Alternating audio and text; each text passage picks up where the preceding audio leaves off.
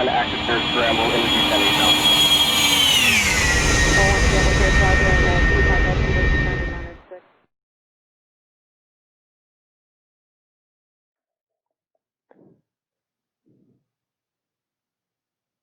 Hello and welcome aboard our Piper Cherokee. Today's flight is going to be an IFR flight plan from Tacoma Narrows Airport down to Vancouver, Washington, Pearson Field. I'm going to do everything from scratch and to give you a chance to see how Foreflight is utilized to create an IFR flight plan. And it gives you a chance to see all of its features that are relevant to today's flight. So let's go ahead and bring up Foreflight. Here, as you can see, we have the flight plan window open and it's empty. So we're going to go ahead and create a route. So I'm going to tap here and put our airport of origin, which is Kilo Tango India Whiskey, and hit return. Bring the cursor back up here, and Kilo Victor Uniform Oscar is our destination airport. So that's a line of sight flight plan, and if I click right here, it's going to show the entire flight. That's line of sight, and that's obviously not what we're going to be doing today. So if you go over here to the right side where it says routes, it's going to show you the preferred route based on your aircraft and its performance profile, which I've entered for this airplane into Foreflight. And it's also going to show recently filed flights for various types of aircraft for this route, which increases the likelihood of you being cleared according to how you file. So I'm going to go ahead and click on routes. As you can see, the preferred route comes up here, the recommended route. I'm not going to fly that one. I'm going to pick a different one, but in most cases, that's going to work for you. Now, if you don't like the altitude range up here where it says 0 feet to 10,950, that range is based on the service ceiling of your airplane. If you're not comfortable flying at the service ceiling, which most people aren't, you can change this value right here to any altitude that you want so that it will keep your recommended routes underneath whatever value you put up here. So let's go ahead and scroll through and look at these. I like this one because it's Olympia VOR, Victor 165 Scapo. This one's probably even better because in a minute you're going to see why the Buxom intersection is going to work best for us. So let's go ahead and, I'm surprised that's only, well, let's go ahead and click on that and see what it does. Let's go ahead and select that route. Now it's picking 3,000 feet. I'm going to go back to routes. Like we should be flying higher than 3,000 feet. I'm going to change right up here where it says 3,000. I'm going to see if that makes a difference for us. I'm going to pick 7,000. 7,000 there. Let's go back to routes. Yeah, okay, that's better. 3,000 is not going to give you the terrain clearance that you require for this flight. Okay, so we're going to go with the OLM Victor 165 Scapo Buxom. I'm going to select that route, and as you can see, it puts it up here into your flight plan, so it saves you a lot of time. And you're going to know that this has been filed recently. And let's go back to routes and just to see. It's going to tell you also what type of aircraft filed it. So if you look down here, it's a piston aircraft, and they filed between 5,000 and 6,000 feet. So that was, again, an accepted flight plan. So let's go ahead and close that window. All right, now let's go ahead and take a look at the approach that we're going to be flying. Now, the reason I picked this approach is because it's a pretty rare approach. It's not one that most people will ever have a chance to fly in their experience. So for that reason, I chose it. So we're going to go ahead up here, and we're going to click on KVUO. And we're going to click on Show Plate right here. And then it's going to give you, this is the only instrument approach going into KVUO, which is the LDA alpha, which is called a Localizer Directional Aid. And then the alpha designates that it can be either one runway, a circle to land approach. We're going to click on that. So now that plate's been inserted into our flight plan. It's to scale, and it's overlaid in this case with the VFR sectional. I'm going to change the VFR sectional up here to IFR, low altitude airways. Okay, so that's done. Okay, so now what we want to do, this airplane doesn't have DME, and this would require DME, so let's go here and show you that. So from Buxom intersection at or above 3,000 feet, you're at 12.4 DME from the localizer. But here's the thing, that localizer is not located on this airport. It's located at Portland International. So you're using a localizer that's designed for an approach at a different airport just across the Columbia River. So if you can see right here in the plan view, here's the localizer at Portland. We're using that localizer to descend here to Vancouver. So these DME values here are not to the airport here at Vancouver. They're to the localizer at Portland. And as you can see, at your missed approach point, you're at 2.9 nautical miles from Portland. So you need to keep that in mind as you fly this approach. So again, from Buxom intersection at or above 3,000, I'm going to descend down to Trail intersection at or above 2,300, and that's 8.7 DME from Portland. And then down to your decision altitude of 860 feet, which is 4.7 from the Portland localizer, and then your missed approach point at Quaby. So the thing about, as I said, this airplane, it doesn't have DME. So what I'm going to do is I'm going to put each of these waypoints here into the flight plan, and then Foreflight is going to give me my DME on this approach. Okay, so we're going to go up here, and the first one we're going to do, we've already got Buxom, so we need to insert Trail, Zesgy, and Quaby. So I'm going to click onto Buxom up here, and then I'm going to insert after Buxom, and then I'm going to type the name of the next waypoint, which is Trail, T-R-A-Y-L, T-R-A-Y-L, and we're going to insert that. And then the next one we're going to insert is Zesgy, so I'm going to click on Trail, insert after Trail, and then Z-E-Z-G-I, insert. Oh, I must have clicked something wrong there. Let's remove that. Z-E-Z-J-I. That's why it didn't accept it. And it highlights it in red telling you, hey, you made a mistake. So insert after Trail, Z-E-Z-J-I, insert. Okay, that's a good one. And then Quaby, last one. So you can click here on KVUO and then do an insert before as well. Whoops. So we're going to insert before KVUO. Q-E-H-B-Y. Q-E-H-B-Y. Not sure who comes up with these names, but they work. Okay, so now we're going to get our DME to each of these waypoints in our final approach, which is on heading 103 degrees. Now the other thing you'll notice, since this approach is really designed for Portland, the runway, as you can see here, is not going to be aligned with your final approach course. So this is the runway, and if you landed straight in, it would be runway 08. If you did a circle to land, it would be runway 26. You can see that there's an angle here. So as you approach this airport, you need to keep that in mind. You're not going to be aligned with the runway. Okay, so that's the flight plan. And now I'm just going to go ahead and close this window right here. That's given us so this little one here, which is in red, is telling you, hey, there's something that you need to do. And what it's telling us is you need to pack for this flight. So if I clicked on this right here, it's going to load everything that's necessary for this flight. If you see this little circle around the entire route, it's going to load everything that you need to accomplish this flight into Foreflight. And it's going to put it onto the inside, not the hard drive, but the memory of your iPad. I'm not going to do that right now, but that's what you would normally do. You would click here, pack, and then when your flight's done, you can delete that. So I'm going to close that. I'm going to close that. And then again, I'm going to click right here, and then it's going to show my entire route. So there's the route. That's how we're going to file. We're going to file in PilotEdge.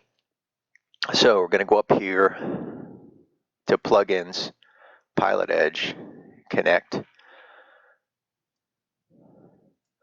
Just to confirm, okay, we have our call sign here, and then we're going to connect. Connected to PilotEdge. Okay, so we're connected. Now the next thing we're going to do is we're going to go up here to PilotEdge, and we're going to file a flight plan. Now I've entered this flight plan already just to save a little bit of time. So as we see, KTIW to KVUO, narrows 1 departure, OLM VOR Victor 165 Scapo Buxom, and altitude is 7,000 feet. We've got 5 hours of fuel, actually 4 hours of fuel on board.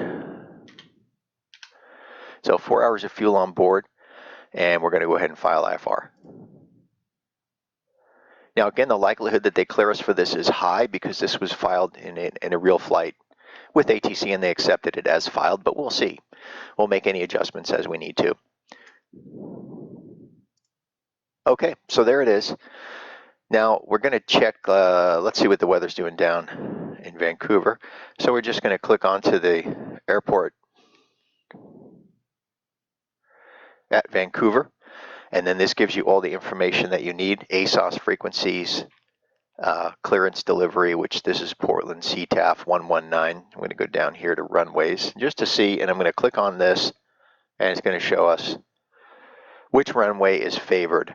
So right now runway 8 is favored. There's a 7-knot wind, a right quartering headwind for runway 8. So we'll plan a straight in on runway 8, and most likely Portland traffic is going to be landing in the same direction.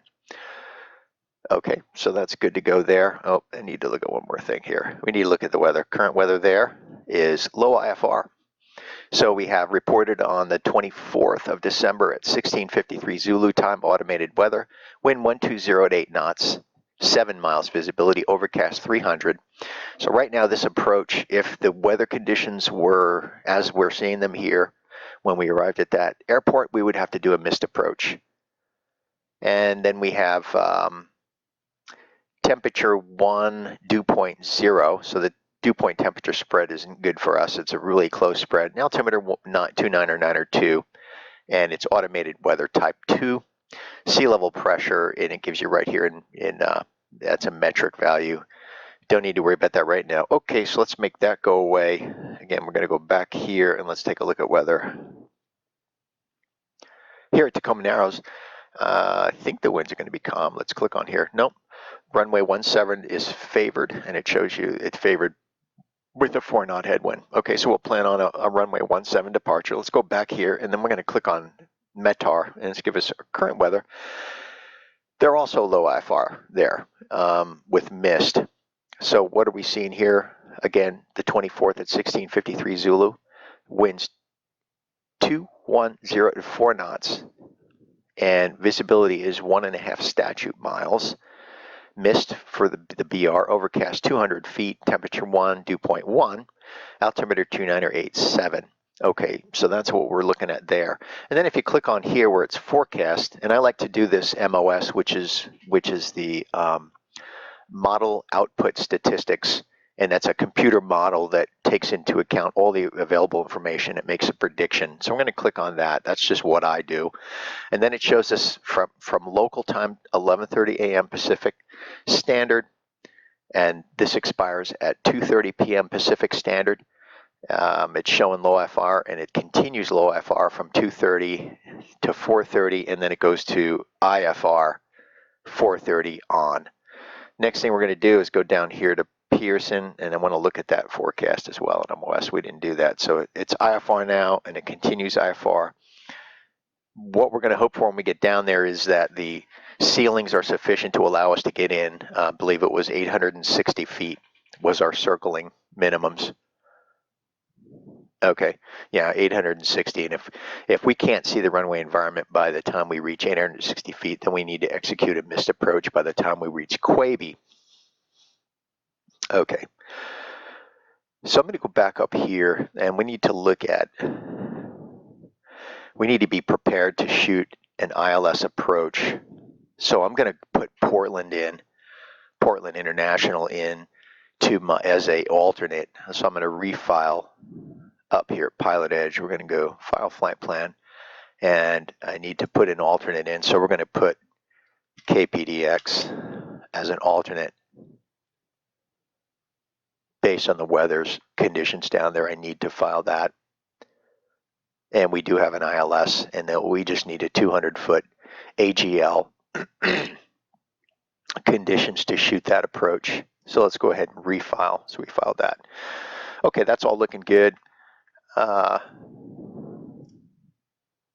Going back up here. Okay, so that's what we're looking at. Now let's go ahead and start the airplane up. I'm going to make this, well, no, I'm going to use this because all of my checklists in real world and in the simulator, I use the iPad. So I'm going to reset this because I actually flew the flight, not IFR, but I flew VFR yesterday from the same airport down to Vancouver. So I use this in the airplane. So I'm going to reset everything. Pre-flight inspection, most of that's all exterior inspection stuff. So, and lights and ice protection equipment, we're going to skip that. Recording equipment, I have that just in case that I had my GoPro mounted to the wing. That just reminds me to activate that. And before starting engine, so pre-flight inspection, we're going to say complete. Parking equipment is stowed. I hangar the airplane, so I don't use it on my departure. Passengers boarded, that's just me. Cabin door closed and secure, flaps retracted. They are retracted. Seats are adjusted, seat belts, and passengers briefed. Now we go to the starting engine. I'm making an adjustment here. Okay, parking brake release, toe brake set, mixture full rich. I'm going to leave the parking brake set for now. And we're going to advance the throttle 1/4 inch. And there it is. Mixture set to full rich. Carburetor heat set to cold. Carb heat is set to cold. Primer. Engine, if the engine's cold, we're going to give it 4. 1, 2, 3, and 4 to put fuel into the carburetor for our start. Master switch on. Master switch on. Fuel gauges check.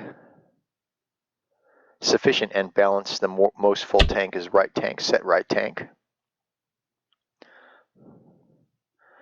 Rotating beacon on. And fuel pump on. Verify pressure. So fuel pump is on. We're verifying pressure. Pressure is seen. Fuel pump off. Propeller area clear. Shouldn't be anyone else. I mean, it's not likely we're going to see anybody out here. Okay, magneto set to both. And start. Sorry. Anytime you interact with X-Plane, this is called lonely screen. It goes away.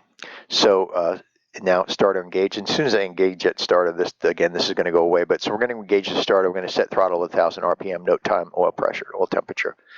All right.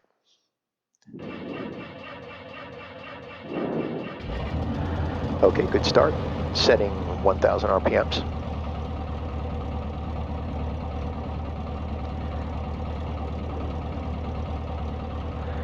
Time noted. Oil pressure and oil temperature's coming in. Oil pressure's good. Fuel pressure's good. So we're going to go over here to taxi. Bring this back up just to show you. So again, we advanced our checklist over to taxi. Chocks weren't used, radios in the avionics set, so here's where we need to get all our frequencies in. So we're going to bring Foreflight up. So some of these I just know because I have them memorized. But in this case, we're going to contact, well, let's make sure we know. I'm going to bring up the map again. I'm going to go to flight plan. I'm going to bring up KTIW. And then I'm going to do show plate. And then I want to bring up our departure procedure that we're going to be flying here, which is the narrows 1. You can see it right here, narrows 1. I'm bringing that up. There it is. And that gives us our departure, which is saddle departure at 120.1. So that's what, this is a towered airport in real world, but it's not a towered airport in PilotEdge. They treat it as if it's non-towered, so I have to get my clearance as if it's non-towered, which in this case, I'm going to contact saddle departure on 120.1. I'm going to request my IFR clearance on the ground. They're going to give me a hold for release, and then they're going to, then I'm going to call them again when I'm ready, and then they'll give me a release time.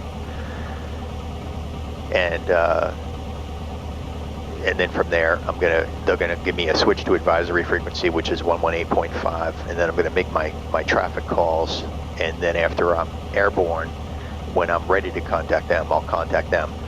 again, on whatever departure frequency they give me in my clearance. Okay, and then the departure procedure we're flying today, since we know we're going to be leaving runway 17, so we're going to be coming runway heading, and then climbing right turn on heading 250, and then we'll look at the description down here. So take off runway 17, climb runway heading until leaving 1,500. Turn right, heading 250, maintain 2,000. Now, if they clear us in our initial clearance to our filed altitude, we don't need to maintain 2,000. We can climb right up to our filed altitude. If they don't, then we're going to maintain 2,000, and then they're going to clear us to our higher filed altitude. And then it's going to be expect radar vectors to assign route or not. They may just clear us as we filed, and then we'll know exactly how we need to fly it. Okay, so that's the departure. And so we're going to put 120.1 in here. 1201 is set, and then we're going to have CTAP frequency 118.5 in standby. 1185 is set. Okay, and then the next thing we're going to do is set up our nav radio. 235 Mike Bravo, Denver departure. I'm going to turn off COM 1 just so we don't have that interfere with our narration here. Okay, so then the next thing we're going to do is we're going to set up our nav radios, and so we know we're going to be flying the, bring that back up and make this go away. So we know we're going to be flying the OLM VOR, which is right here, and that frequency is 113.4. So we're going to make sure we have 113.4 set in our nav radio.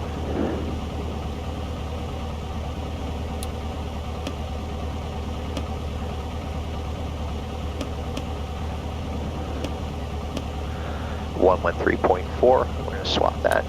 1134 is now active, and as you can see, the CDI deflected to show us that we are receiving.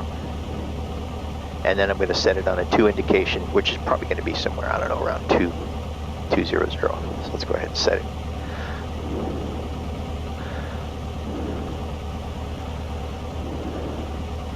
Okay, so right now we're tuned to that radial, which is so it's a 2 indication, so it's going to be the reciprocal of 200. That's the radio we're going to be on. Okay, so that's set. And then the next thing we're going to do is we need to tune to, we need to look at this route. Okay, so since that radial is going to take us to the ATC intersection, then we need to tune to the VOR that's going to take us from ATC down to Scapa. Okay, and that radial is going to be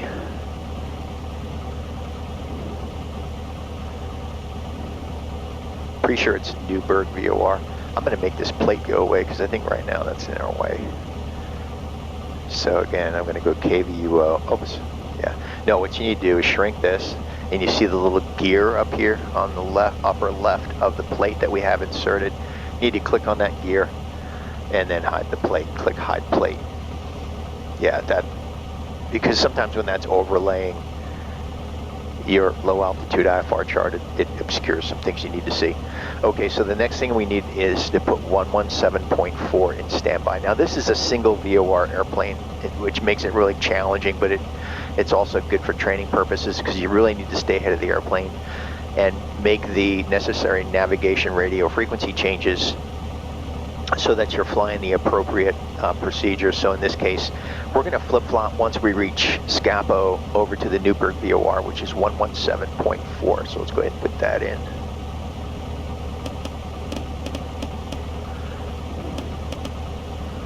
All right, 1174 is in standby. And then the next thing we're going to do, let's go ahead and bring that plate back up. So KVUO, show plate, and then we're going to click on the LDA Alpha. And the next thing we're going to need is the, and we'll flip-flop when we need to, is the 111.3.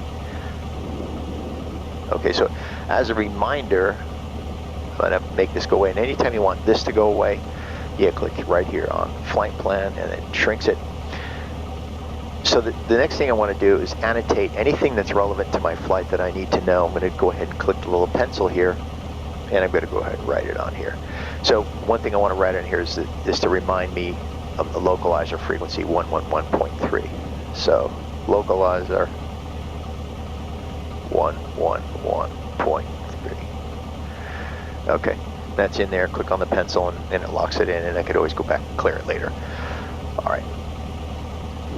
Okay, that's the plan. We've filed. Let's continue with our checklist. Okay, transponder on standby. That's on standby. And we'll put in the squawk code when it's assigned in our clearance.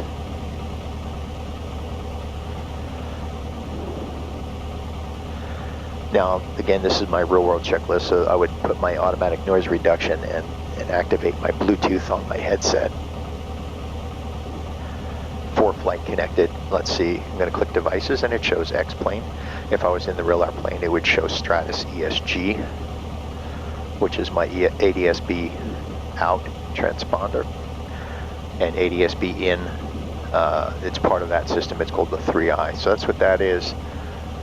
Foreflight, we're connected, route is set. Flight Link is a audio recording device in the cockpit. I plan on trying that out here in future flights, on real-world flights, and so it records all the comms, internal communications, external, and it saves them. And then I can incorporate that into future videos from real-world flight. Pretty cool. I haven't used it yet. I have tested it. Okay, lights as required. So I'm going to go ahead and put our nav lights on, strobe. Landing light we'll put on just before takeoff. Bring back up the checklist.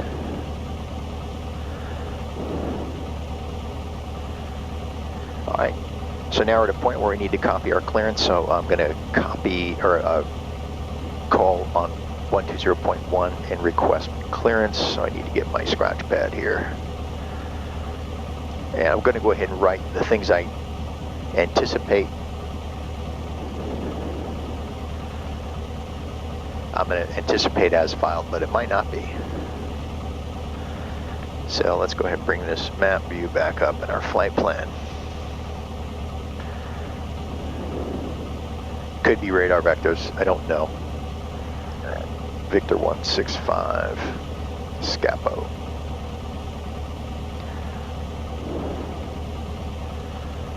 And then Buxom. Altitude could be 2,000. I'm writing on, you don't see this, but I'm writing on my scratch pad. Could be 2,000 and then expect the assigned altitude after 5 minutes. Frequency is probably going to be, sorry about that. Frequency is probably going to be, well, let's bring that back up again. Again, I'm doing everything that I would normally do in a real flight. It's taking time, but sometimes you pick up some tidbits that are relevant. So I want to show the plate, and I want to show the departure procedure. There's one, and that should give us our,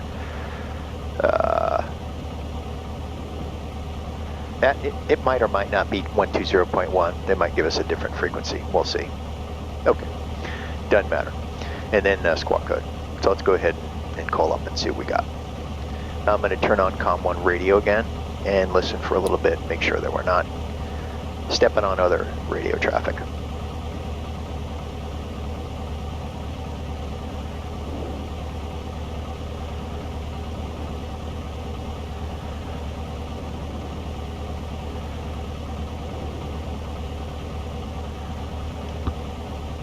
Seattle departure, Cherokee 7428 Romeo on the ground at Tacoma Narrows. IFR to Pearson Field, ready to copy. 7428 Romeo, Seattle departure. Morning on request, standby.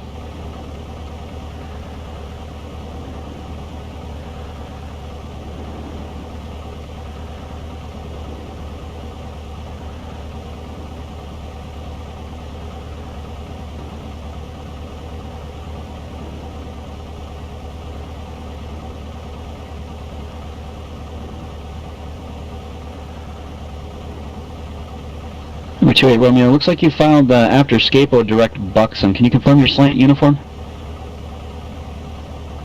Affirmative, slant uniform for 28 Romeo.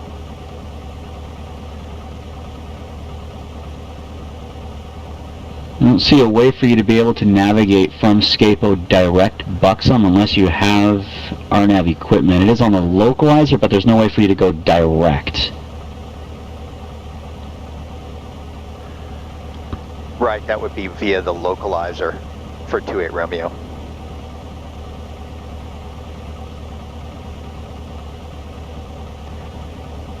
Romeo is looking for the LDA Alpha approach into Pearson. Roger. Stand line.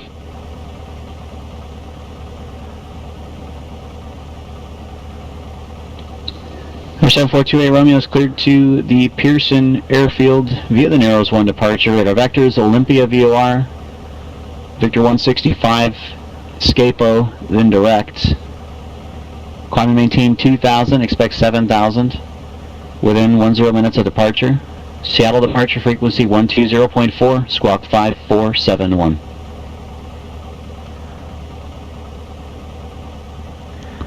Okay, cleared to Pearson Field. Radar vectors Olympia VOR, then Victor 165 SCAPO, then direct, climb, maintain 2,000, expect 7,000, 10 minutes after departure.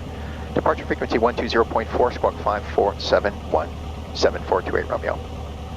Number 7428 Romeo, read back correct, and hold for release. Call back on this frequency when you're sure the runway first in line with your runway number. Hold for release, then this frequency for release, 28 Romeo.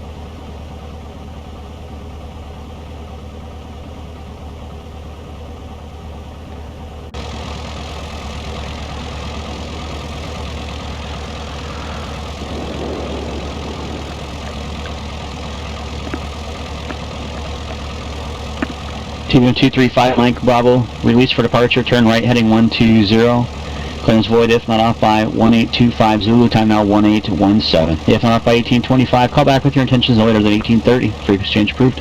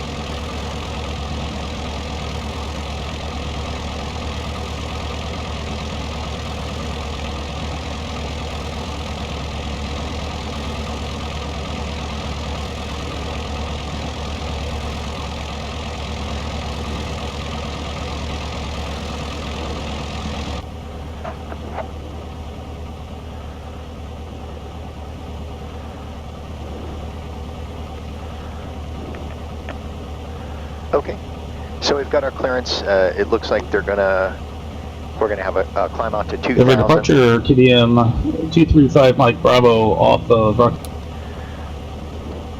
Okay, so we have our clearance. It looks like we're going to be flying the Narrows 1 departure to 2,000, and then we're expect clearance to 7,000. 10 minutes after departure, radar vectors to the Olympia VOR, then we're going to fly Victor 165 Scapo intersection direct. And then he'll probably give us vectors to Buxom. And then from there we'll be flying a localizer. Okay. So that's looking good, and we're going to shrink that, and we're going to go back up here to where we are. And I'm going to click on the KTIW up here, show plate, and then just taxi diagram. Right there, that's our position on the field.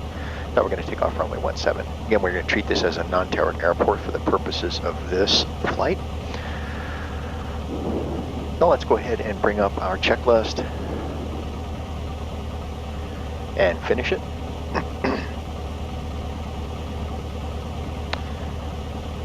Okay, so we're going to put our squawk code 5471.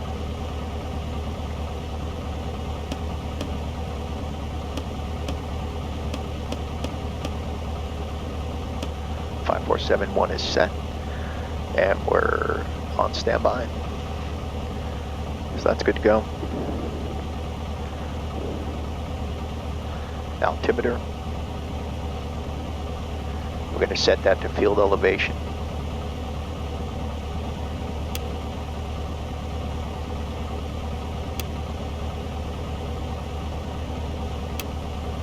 All right.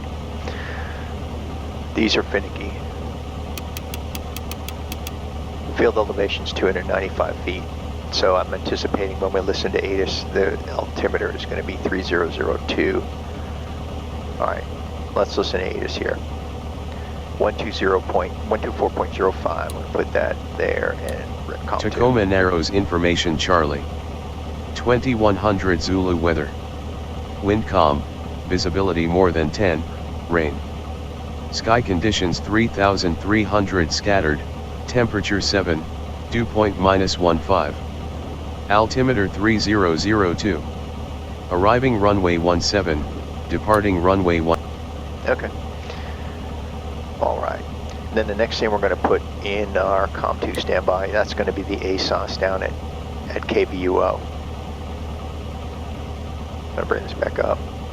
Got a map view. Do this. Bring up KVUO. And so there you see the ASOS frequency. Again, I'm going through all the steps just to show you how to utilize Foreflight in-flight planning. So there's the ASOS CTAF frequency. Now, down there it's kind of unique. We're not going to worry about it today because we're in IFR flight plan. We'll be talking to probably Portland approach at that point. But if you are just flying down their VFR, you have to utilize the CTAF frequency to contact Portland Tower, and they call it the Pearson Advisory Frequency. You have to let them know your position and intentions and that you have the current weather. And then they're going to just pretty much tell you to maintain or stay clear of Charlie airspace, and then you use the same frequency to make your calls to traffic. So it's kind of a unique setup down there. All right, back up here. Okay. We'll finish our checklist here. Taxi area is clear. And mixture we're going to set to lean. And that helps you prevent fouling the plugs at low RPMs during taxi operations. So we're going to lean that and throttle brakes, steering. I'll get that out of the way for now. Taxi over to runway 17. That's VFR here. Weather improved just in the amount of time that we were doing this recording. And maybe that's the case as well down in Vancouver.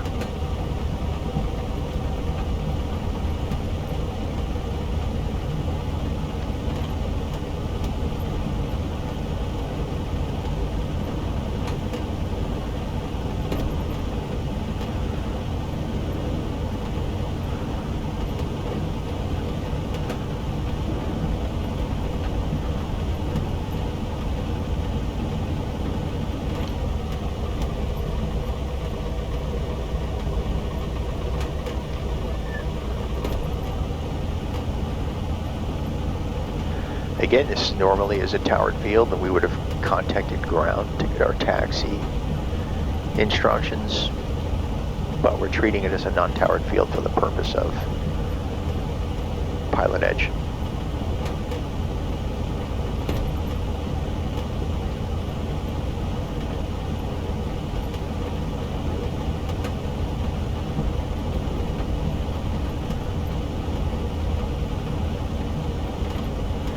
I'm going to taxi over there and do a run-up and request our release clearance when ready to go.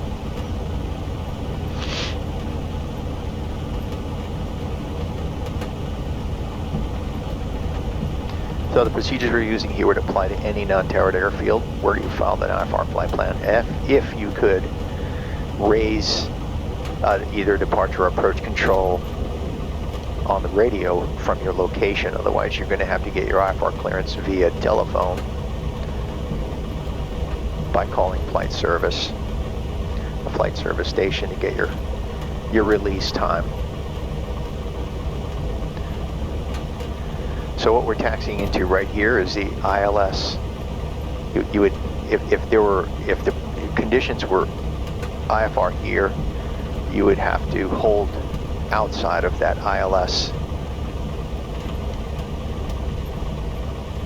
box so that your aircraft doesn't interfere with the navigation radio on the field, with the ILS radio on the field. Okay, so here we are. I'm going to go through our checklist again, so I'm going to bring up Foreflight. Now that every checklist item is checked here, it allows us to advance. If they weren't all checked, let's say I just deselected one, it's not going to let you advance, and so you'd have to go back and figure out what it is that you missed, and that's a good feature. You could advance it by going back here and selecting the next item, but it's better to make sure everything's checked. So now we're going to go before takeoff. Okay, toe brakes are set, seats and seat belts, trims. We're going to check that. Then trim is set to neutral on elevator and neutral on rudder. Flight controls. Checking right and left and elevator. Free and correct. Directional gyro, we're going to set to magnetic compass heading. So we're showing 200. That 200 set. Artificial horizon. Sorry, bring this back up. Artificial horizon is set. Altimeter confirmed setting. Field elevation 295 feet set. Fuel quantity recheck. Sufficient and balanced, and we're set to fullest tank, which is the right tank. Primer is in and locked. Mixture we're going to set to full rich for the run up and take off. Throttle we're going to advance now to 1,800 RPMs. Again, Foreflight's going to go away when we do this, but so we're going to check our right magneto. We're looking for a drop not more than 150 RPMs. That showed about 75, back to both, and then we're going to check the left magneto. Looking for the same, less than 150, showing 75, but there can't be more than 50 between left and right magnetos, so we're good there. Now I'm going to check carb heat. I'm going to pull that and look for a slight drop in RPMs. That is seen. We're going to check our suction gauge in the green, engine instruments all in the green. We're going to go idle, all the way down to idle. And we're going to look for smooth operation. The engine and engine instruments remain in the green, and then back to 1,000 RPMs. And we're good there. Bring this back up. Okay, so we did the mag check, carb heat, vacuum, oil pressure, fuel pressure, oil temperature. Ammeter we're going to check with load. So right here we're going to look at the ammeter, and we're going to turn the landing light on, and then we should see a charge. So the needle will advance, and there it is. So we know the ammeter is good. Okay, that's done. Throttle we checked idle, and then we're at 1,000 RPMs. Fuel pump we're going to turn on for takeoff. Fuel pressure recheck, looking good there. Radios and avionics on and set. So again, we're going to request our clearance from the frequency that he gave us, which is 120.4. Bring that back down here.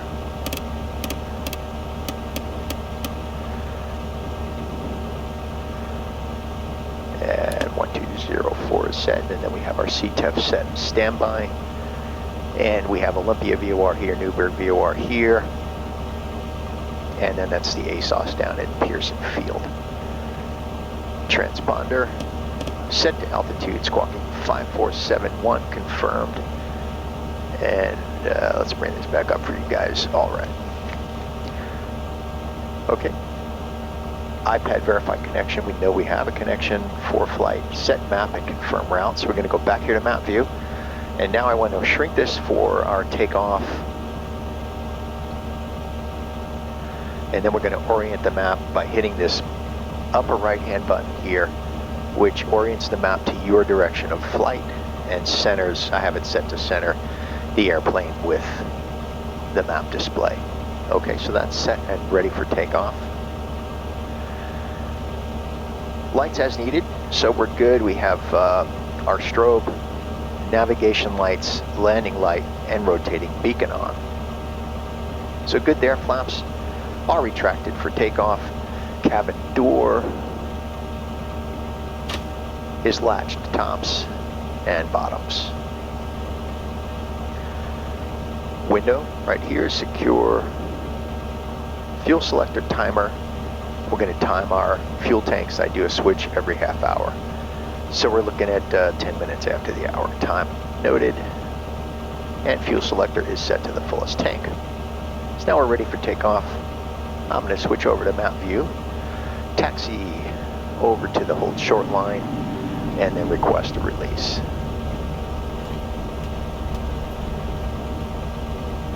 Get rid of that because sometimes that gets in our way. So we were able to go into the ILS hold short because they're not doing instrument operations right now because of the local weather conditions.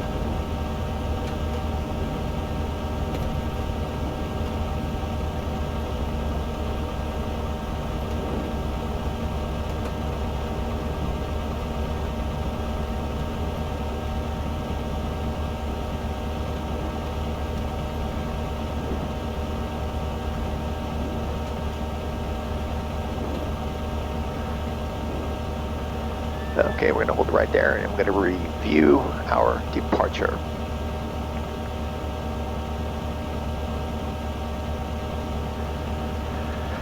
Okay, so, and you can also do this. I'm going to go ahead and do this just for demonstration. So I'm clicking on the pencil, right? And I'm going to draw our departure right on the map. 250. Degrees, 2000. Runway heading, 1.5 thousand. And then we're going to expect 7,000. And then they're going to vector us to the OLMVR. So I'm going to turn the pencil off so it stops drawing, and it'll lock that in for us. Okay. As many tools as you can use in Foreflight, avail yourself of them.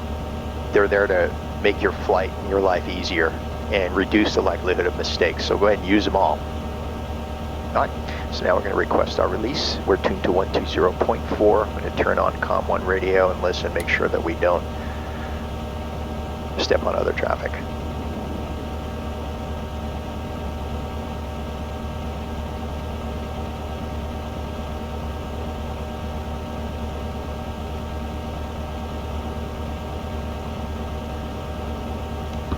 Seattle approach, Cherokee 7428 Romeo, ready for release. Number 7428 Romeo, Seattle departure, released for departure now. Clearance is void if not off by 1842 Zulu, time now 1834.5. If not off by 1842, call back with your intentions no later than 1845. Frequency change is approved. Okay. Released and void if not off by 1842. Frequency change approved for 7428 Romeo, thanks.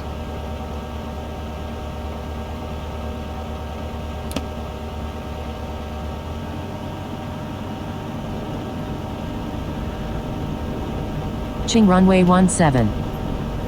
Entered runway 17, 4,900 feet remaining.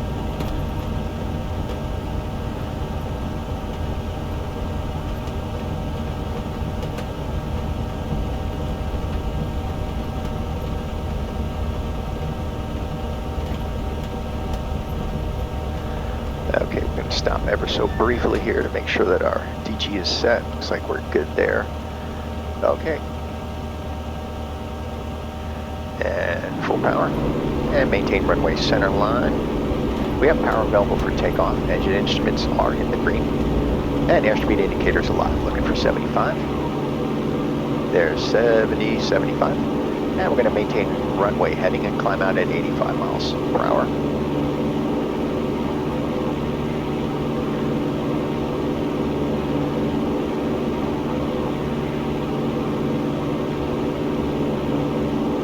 We'll be in the clouds soon. So again, we're going to climb out, runway heading. Oops, let's bring this up so you can see it. Runway heading to 1,500, then we'll make our right turn to 250.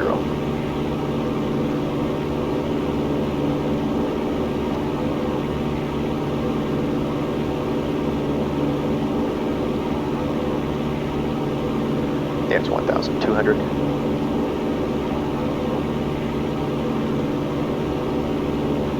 1,400.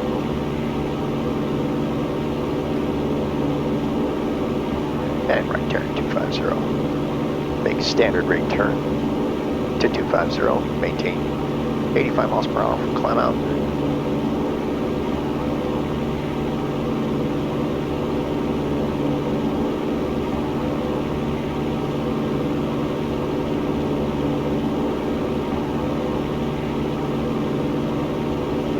And start to roll out.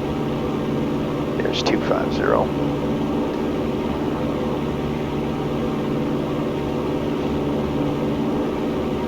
Oh, there's 2,000. We want to level off there.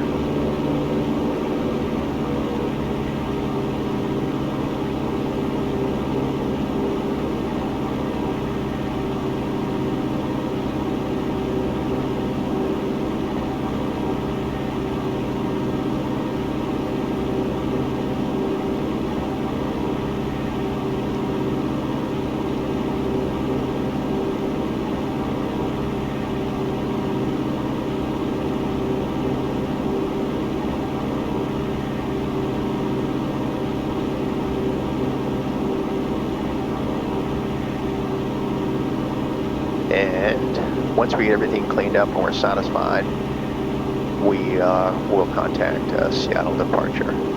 Okay, there's 2,000 on heading 250. There's no hurry to contact departure. It's when you're comfortable, when you have the airplane where you want it. Okay, now I'm going to switch over to departure.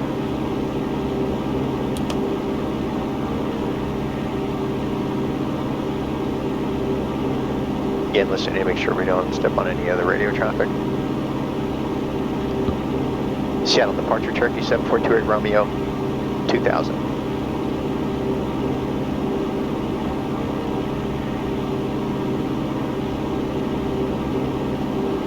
Number 7428 Romeo, Seattle departure, radar contact 4 miles west of the Narrows Airport. Climb and maintain 4,000. The Seattle altimeter 2987. Climb and maintain 4,000, 2987 for 28 Romeo.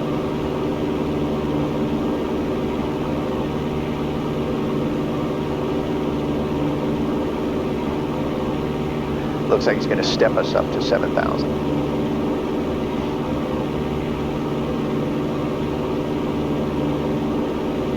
So I'm going to do a cruise climb, and that would be 100 miles per hour. Number 28 Romeo, if you don't mind, I'd like to dive into that original routing. I had to do a little bit of research on it, and I figured out that even with you saying that you wanted to fly the LDA Alpha approach into Pearson, the reference from SCAPO is actually the other localizer at Portland. It's the south runway, 10 right.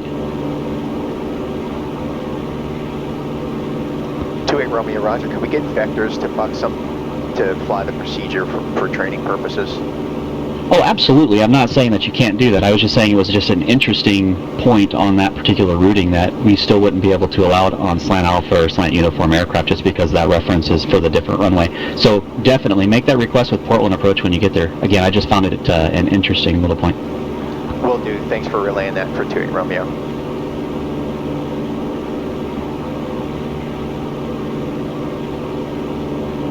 Number 7428 Romeo, turn left heading 190. When able, proceed direct to the Olympia VOR and resume on navigation. Climb and maintain 7,000. Left turn 190, then when able, direct the OLM VOR. I maintain 7,000, 28 Romeo.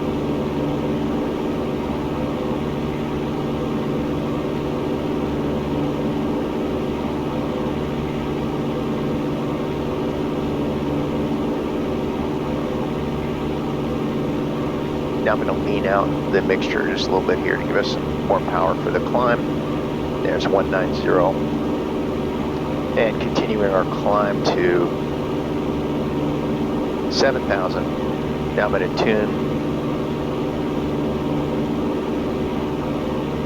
the OLM VOR. Looks like a heading of 185. So we're able to do that right now. So we're going to turn 185. Direct to the OLM VOR.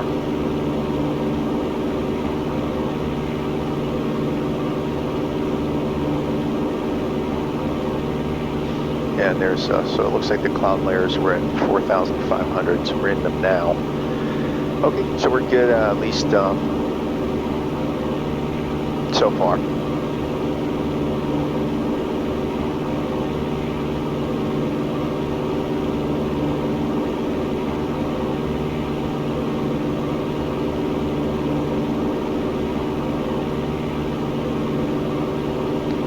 Let's see what the wind's doing up here to maintain this radial. There's 5,000.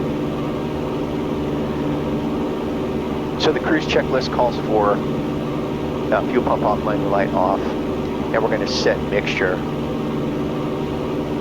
as needed based on our altitude. But since we're above 3,000, I do start to lean it out just to again give us more power on climb out. So I'm going to hold 190 for now. There's 5,500. I'll bring this back up. TBM 5 Mike Bravo to send that pilot's discretion to maintain 16,000 Grand Junction altimeter 29090.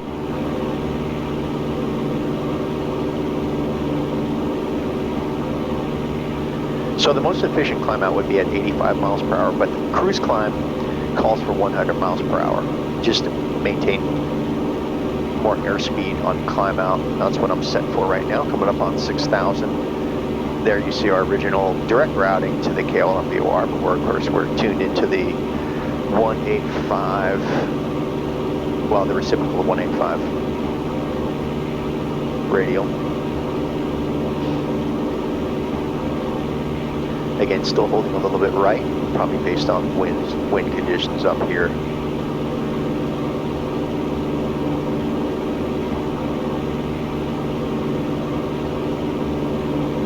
So that was an interesting comment that he's going to help us out, but they normally would not be able to accept that routing based on this airplane's equipment. Now the reality is that even though I filed it as slang uniform, which indicates I do not have RNAV capability, I actually do, and I'm not using it right now, and I'm doing that on purpose. Right here, I could be flying an RNAV procedure. There's 6,800. I could be flying an RNAV procedure right now without any problem because it's equipped with it. But I purposely, okay, it's going to level out here. Don't. And again, that's for training purposes because my airplane doesn't have RNAV. So, all right, reduce power to cruise, which is 2,300 RPMs. Level off at 7,000 and trim.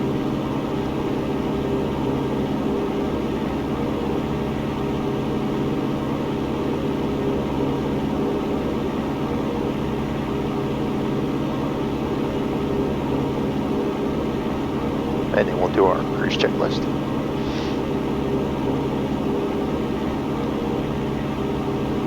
Okay, fuel pump off. And landing light off. And we'll set our mixture for best power.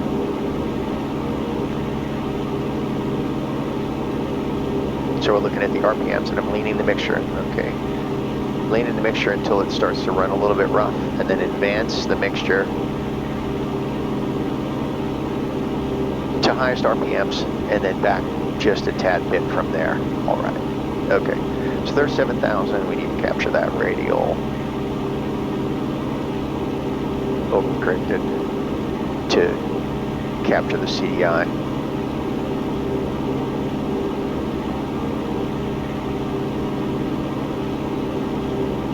Okay, and everything's flying by hand as well. This airplane does not have autopilot. The real airplane has a wing leveler, but it doesn't work properly, so I don't even use it.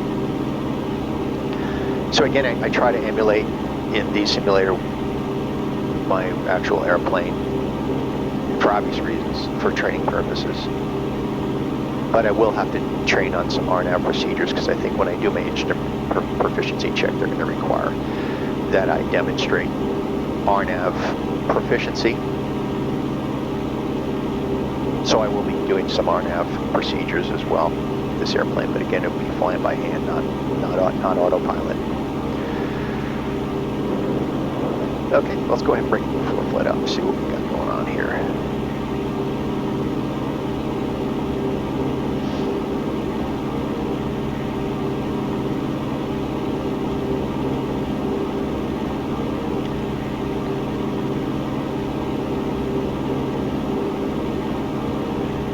I hit the fuel pump switch, but it didn't go off. There it is. You can always hear that in the background. It's kind of a whiny sound. Gotta come left and catch that CDI. Sometimes when you narrate, you get distracted from what it is you need to be doing in the airplane.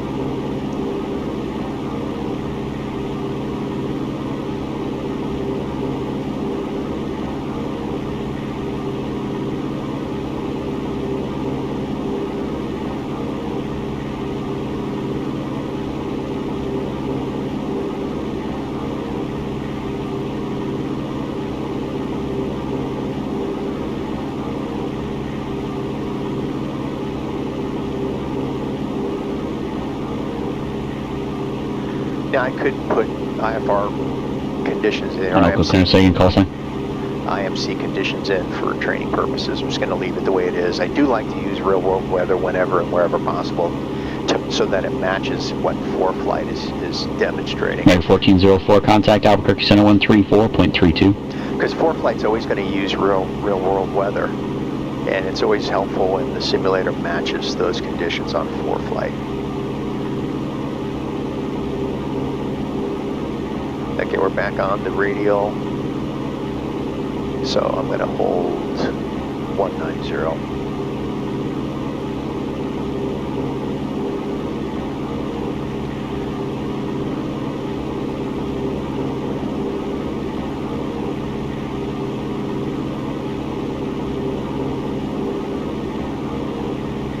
Add a little bit of power. Meg 1404 Albuquerque Center, good morning, descend via Eagle 6, arrival will be runway 8, transition, report leaving flight level 300.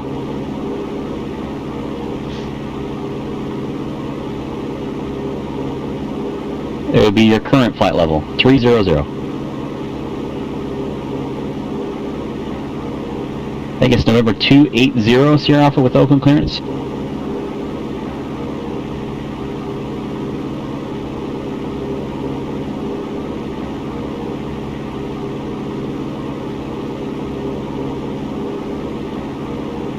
Alright. So on Foreflight down here, you get to select, there's a number of different options that you can select for this display down here. These are the ones that I choose, and then showing our ground speed. Now, if we were to descend at 120 feet per minute, it's telling us that would be the rate of descent to reach our destination, our final destination. GPS altitude displayed here, our current track over ground, and then our bearing to the next waypoint, which in this case is the OLMVOR. And we're 3.4 DME from the OLMVOR, and then we're going to be outbound on, so I'm going to click on this Mike Bravo, Roger, we'll see you next time. leg, and it's going to give us our course of 280 Sierra Alpha, open clearance out of here.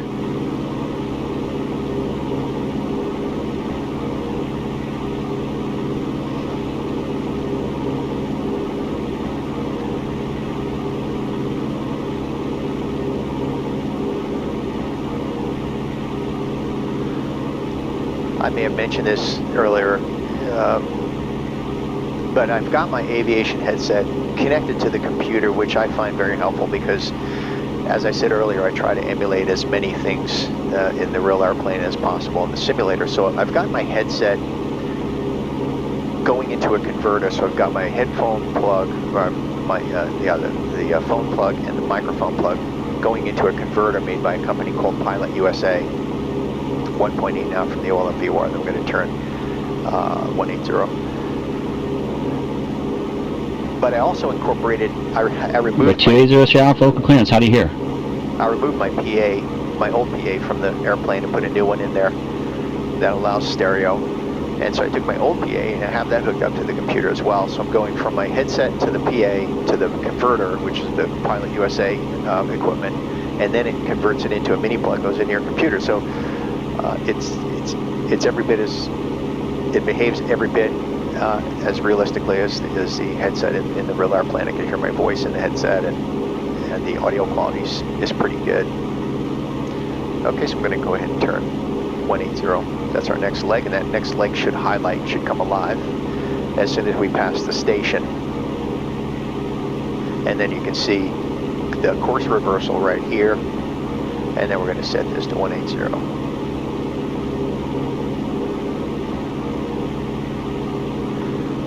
And they're super sensitive when you're right over or near stations, so that should start to mellow out and start to come back in.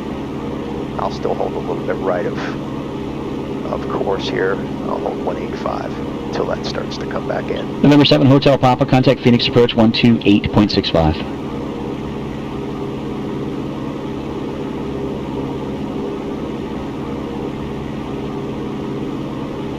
So I'm going to be doing a lot of instrument flying on the simulator here in the next several weeks. Phoenix approach 367 Hotel Papa 1000 with the uniform. 367 Hotel Papa, Phoenix approach. Thanks for the uniform. Altimeter 2981. Expect a visual approach runway 7 right. 2981 expecting 7 right visual 367 Hotel Papa. Okay, there the CDI starting to come in.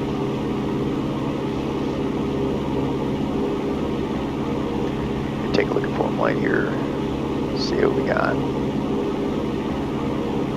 Now if the leg doesn't automatically activate, so it's highlighted in magenta when it's active, the inactive legs are in yellow. But if you wanted to manually activate a leg, just tap on the leg like this, and then click on fly leg, and it'll activate it.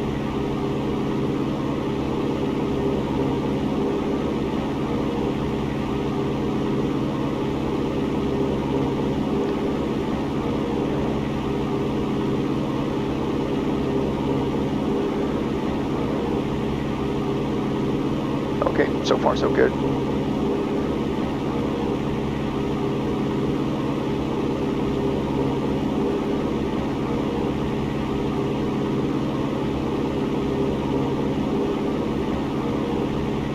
And come right That's 7 Hotel Papa, depart Arlen, heading 050 vectors, visual approach, runway 7 right. Now I'm going to activate the Departing AHRS Arlen to at talk a little bit about that 050 feature. So what I did is I clicked on this right here. Can I get the rest, sorry? Kind of looks like an instrument Visual that's approach 7 flopped right. over that Visual right there. 7 right 367 Hotel Now when you Papa. click on that, it brings up the attitude heading reference system, the AHRS, and that does a lot of things. One of the things it does is it emulates your attitude indicator, as you can see. And so if you had vacuum system failure, your attitude indicator, of course, will go out, and so also with your directional gyros. Hey, 1404 Roger. Since those are vacuum instruments, and this serves as a vital backup to that, because this is based on Wide Area Augmentation System, GPS, which is extraordinarily accurate. I'm sure far more accurate than the instruments on board the airplane. So you have the attitude indicator backup right here. The other thing you have is, as you can see, it shows the ground speed over here in miles per hour in this case. November 7 Hotel Papa, descend and maintain 7,000. Down to 7,000, 369 Hotel Papa. On the airspeed indicator here. American 1404, contact Albuquerque Center, 128.45. The other thing, of course, is you can see the GPS altitude here, 7,040 feet, which pretty closely matches what we're showing here on our barometric instrument. And then it shows all the terrain in front of your airplane. If any of the terrain in your direction of travel posed a hazard to you, it would highlight it either in yellow or red. Yellow would mean you're going to clear the obstacle, whether it's man-made or a natural terrain feature, but it's telling you you're going to be clearing it by a closer margin, so it's kind of a warning. If it's red, it means if you reach that obstacle, if you continue on your current course and Albuquerque, altitude, Center Roger. Phoenix altimeter you will 2981. collide with that obstacle. Make runway 8 transition. So this is a super useful feature. Then as you can see down here, it's giving you your magnetic track over ground of 1/8, in this case 184 degrees, or your magnetic heading rather, 184 degrees. And then of course it has a compass rose right here. You can also see here that it's got airports. This is Centralia KCLS. It's got, these look like private airports right here. But the other thing it does, and you're not going to see it on Foreflight or on X-Plane, but in the real airplane, if you have ADS-B, which stands for Automatic Detection Surveillance Equipment, ADS-B. If you have ADS-B in, meaning an ADS-B receiver, it'll also display on your map any air traffic. So if you have the AHRS up, if there's air traffic out here and they're equipped with ADS-B, it's going to show you their altitude, direction of flight, and it's going to put it right here in this view. It's also going to show you in the plan view on your map right here, direction of travel, altitude either above or below you, so it's going to either have a plus symbol or a minus symbol, and then it's going to show their direction of travel. Super neat feature. And the FAA mandated ADS-B out equipment, meaning your airplane transmits ADS-B out by the end of this month, by January 1st. Cherry 28 Romeo, contact Seattle Center 126.6. Over to 126.6, 28 Romeo.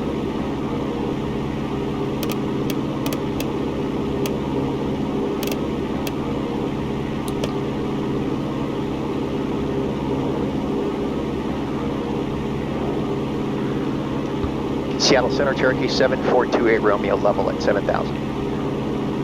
Cherry 7428 Romeo, Seattle Center, port 1 altimeter 29903. 29903 for 28 Romeo. Bonanza 7 Hotel Papa, contact Phoenix approach 120.4.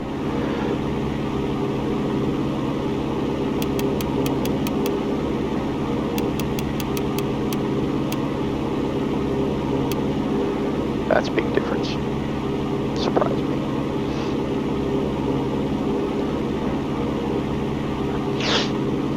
Bonanza 367 Hotel Papa, Phoenix approach Roger, altimeter 2981 on heading 050, intercept runway 7 light localizer, and descend and maintain 5,000.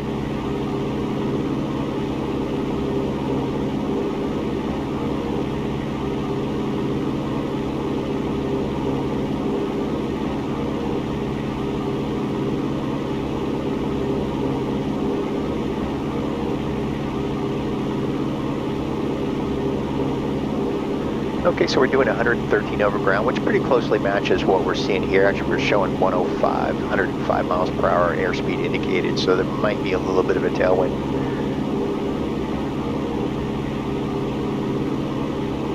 All right, so 3.4 nautical miles to next, and that's from OLM-VOR to Centra intersection.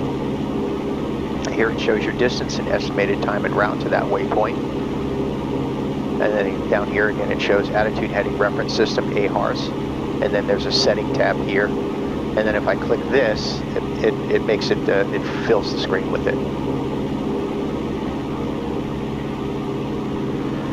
But I kind of like to see the map in conjunction with the AHRS. Now, keep in mind, I'm flying this radial right here from the VOR. Now I'm tuned to the 180 radial. It doesn't match what our AHRS is seeing right here, but for demonstration purposes, I'm going to go ahead and fly the CDI on our AHRS. Now the AHRS is going to be far more accurate, but by rule, if you're on an instrument flight plan, you have to fly the instruments that you've based, in this case, they're ground-based navigation radios, and that's how you're supposed to fly your instrument flight. But in this case, this is going to be far more accurate than the navigation radio equipment that I have on board. So again, I'm going to go ahead, turn left to intercept the CDI right here, and then I'm going to fly the course that it shows. So I'm coming left.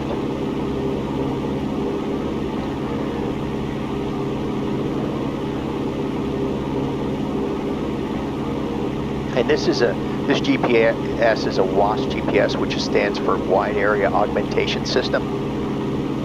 They're extraordinarily accurate. And so it's actually a better instrument to fly by than the navigation radio.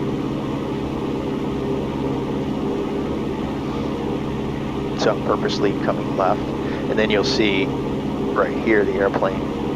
It's on an intercept course with that leg as reflected here on the CDI, and then once we reach the leg, the CDI will center.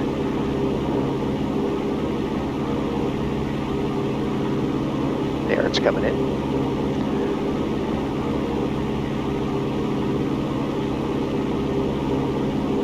Now we're going to turn on course. 180. Panzer 7 Hotel Papa, report Phoenix Airport in sight. Point being, they're not always going to match. In fact, they almost rarely exactly match, meaning the VOR radial and your AHRS display.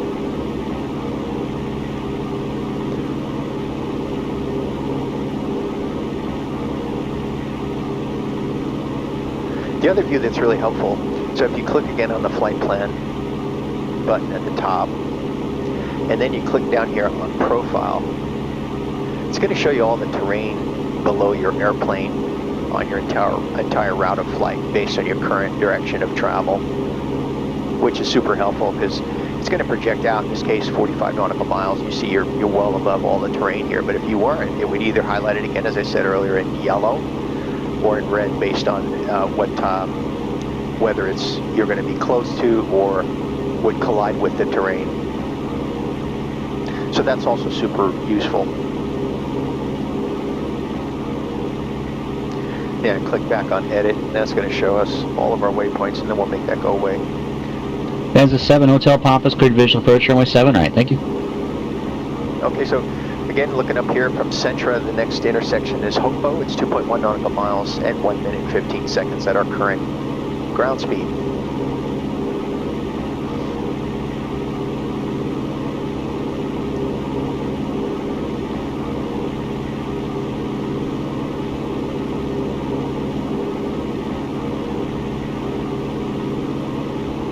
I'm going to show you another thing I have set up here. So this little, see this line ahead of the airplane with the little dot on the end of it? That's a track vector. So I've got that set to display anytime I'm flying the airplane. And that's a prediction. And you can set the track vector for a quantity of time or a distance. In this case, I think I have it set for, if I remember right, for 30 seconds. And that shows based on your current direction of travel, it predicts where you're going to be in 30 seconds. For example, if I make a turn, and I'll deliberately make a turn here, that track vector is going to predict, based on my current heading, where I'm going to be if I maintain this heading in 30 seconds. See the track vector right there, okay? So I did that on purpose. I'm going to come back on course.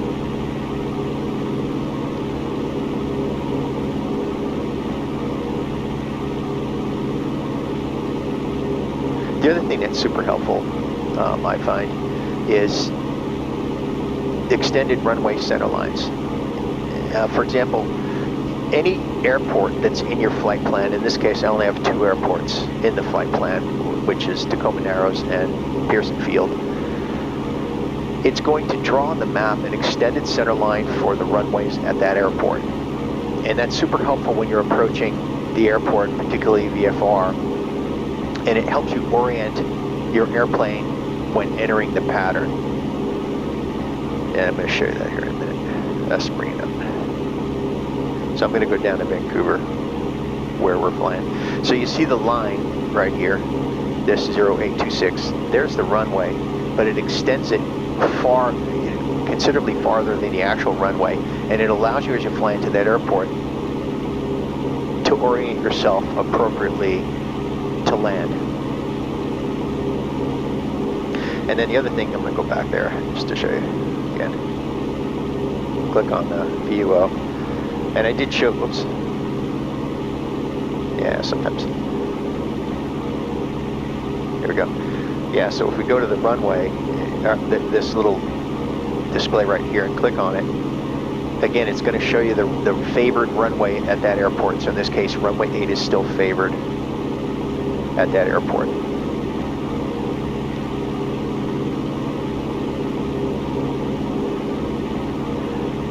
There's so many tools in Foreflight, and I continue to learn more and more. You know, even when I'm out walking the dog, I'll tune into a YouTube video with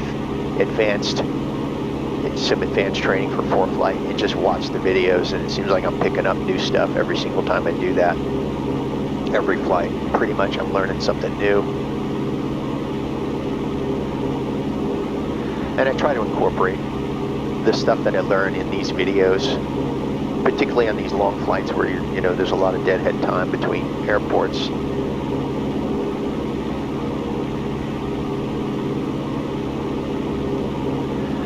So directional gyros precess with times. So gyro instruments in my airplane, it precesses a lot more than the simulator one, so I have to continually monitor that.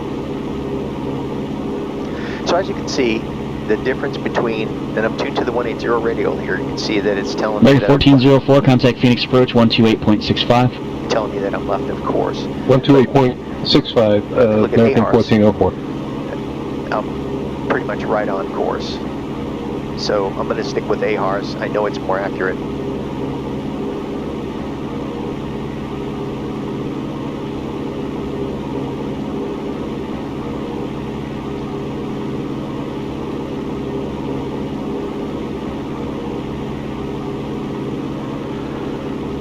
Shrink that down. And we're coming up on wind low at 6.6 nautical miles.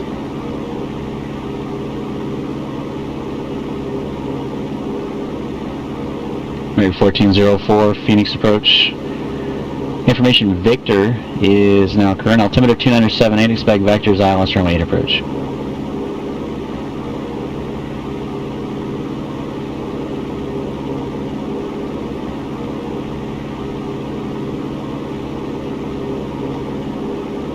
Now, Foreflight, when you're synced with X-Plane, it behaves precisely as it behaves in a real airplane in every way. So it's great training, incorporating your Foreflight with your X-Plane simulator.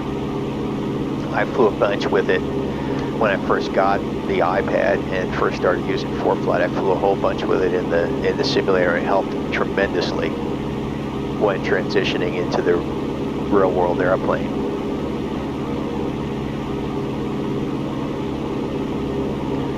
It's impossible to overstate the value of these simulators for training purposes, and even if you're not training for real world flight. Maybe 1404, thanks. I think it's super cool that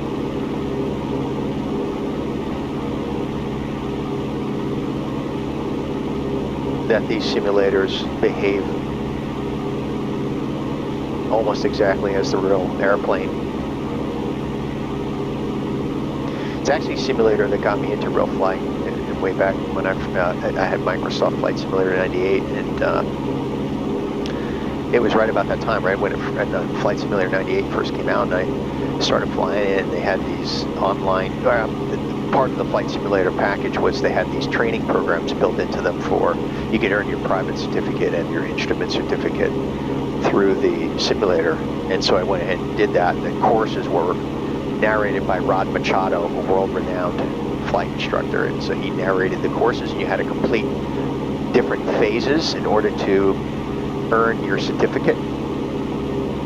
So I was going through those, earned my private certificate in the simulator again, and then I went ahead and did the instrument in the simulator, earned that certificate. So I said to myself, back at that time, I said, you know, why don't I just start flying a real airplane? And so that inspired me, and then I went ahead and got my private Number 7 Hotel Papa, contact tower 120.9er. certificate back in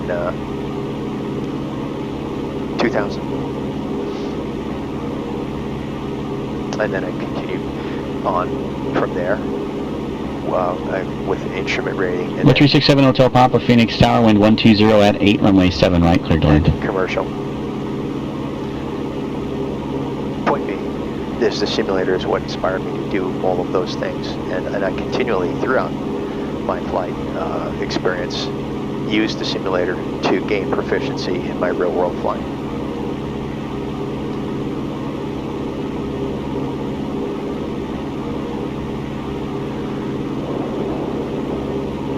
Okay, so at a TASI intersection is where we're going to switch over to the Newburgh VOR, and that's right here. So that's going to be pretty close to wind low. So I'm going to tap on this leg, and it's showing me my next course is going to be on heading 160.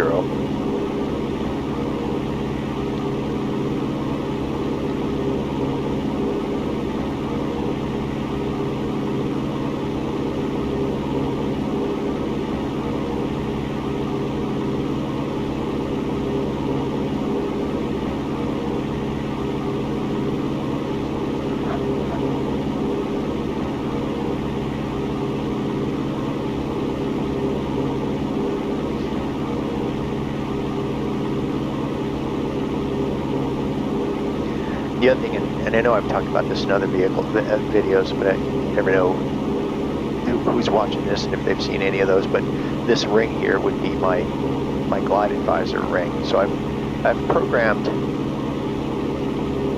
I'm going to pay attention to when I'm coming up on a TASI, it's 0.8. So I'm going to go ahead and switch over to the Newburgh VOR and set the 160 radial in there. There's 160 set. And I'm going to turn on heading 160.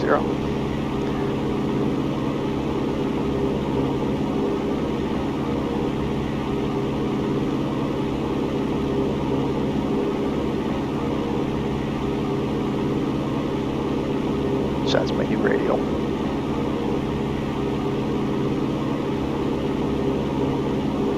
Again, I'm going to fly the CDI and the ARs.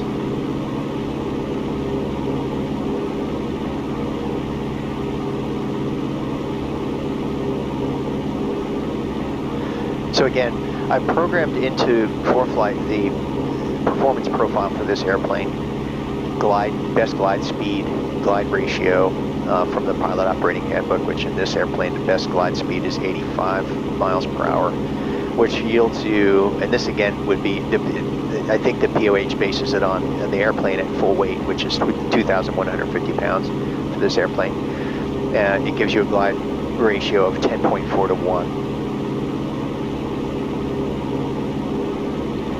And so when that performance profile is programmed into Foreflight, and you can, most of the airplanes in X-Plane, Foreflight's got them pre-built into, the profiles pre-built into it. It depends on your subscription level. The higher subscription level includes the profiles for a lot of airplanes. I don't know how many, at least 50, it seems like. And so once it knows your performance profile, if you set the glide advisor to on, and I always leave it on, it shows you this is your ring. If you were to lose engine power right now in a single engine airplane, it shows you that these are the places that you could reach anywhere within this ring, and that's constantly evolving. Kind of looks like an amoeba based on the terrain below you, your altitude and direction of flight. So if I were to lose engine power right now, I'd probably shoot for this Whiskey Alpha 99 private airport down here, arm indicating that it's private, and it sits within my glide distance, as long as I'm flying best glide speed of 85. Airplane's a little lighter right now because it's just me on board, so you probably get a little better. You could probably even get away with 80 miles per hour and improve and extend that glide distance.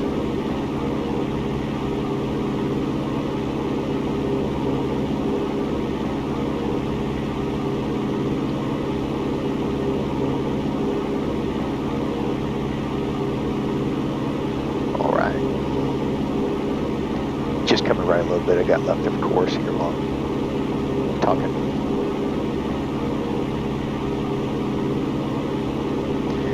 So as you can see on AHRS, you not only do you have terrain features, but water features. And again, that's a three-dimensional view of the actual terrain based on your direction of flight. Pretty cool stuff. It's only green. That's what you want. Green is good. 1404, contact Phoenix approach 120.4. Okay, recaptured the course deviation indicator, so coming left to 160.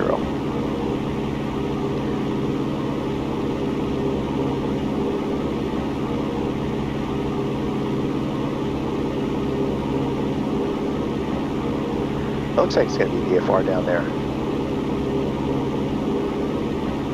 in Portland area.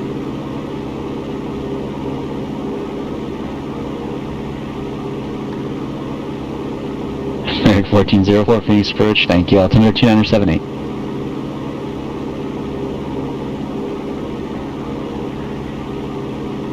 As I started to say earlier, vacuum instruments, if you have a vacuum pump failure, you're going to lose your directional gyro and your attitude indicator. Now the way they fail is they don't fail all at once, and it may not become obvious right away. It may just start to precess, and if you're in instrument meteorological conditions, you may be thinking that you're flying, that you're properly oriented based on your display here, which you may not be. And so what's going to happen is, if you have Foreflight up, your AHARs, assuming you have your AHARs active, which I would if I was in IMC for sure, you would see that your attitude is incorrect based on AHARs, and it wouldn't agree with your attitude indicator, your gyro instrument. And so then that way you would know earlier than you otherwise would that you have a vacuum system failure. Now vacuum pumps, they're reliable pieces of equipment, but they recommend that you change them out every 500 hours of flight, because they can fail, and when they fail all at once, and probably... 7 Hotel Poppy, standby frequency into the ramp via hotel, have a great day. Probably going to be happening at the worst possible time. You're in IMC and relying on those instruments to keep you alive. And so for that reason, the reason I wanted to bring that up is, again, your AHARS is your backup to that system, and it could save your life. So here you can see the CDI, and this is based on the Newberg VOR and 160, actually the reciprocal of 160 radio. If I were flying that, it would definitely not be agreeing with my Foreflight flight plan. But I'm flying the AHARS right now, so I'm just going to have to accept that deviation on the CDI. Okay, so I'm going to shrink this down. Actually, let's turn off AHARS for a minute and shrink this down a bit and see where we're at. Okay, good. Got a good long ways before we get to Scapa.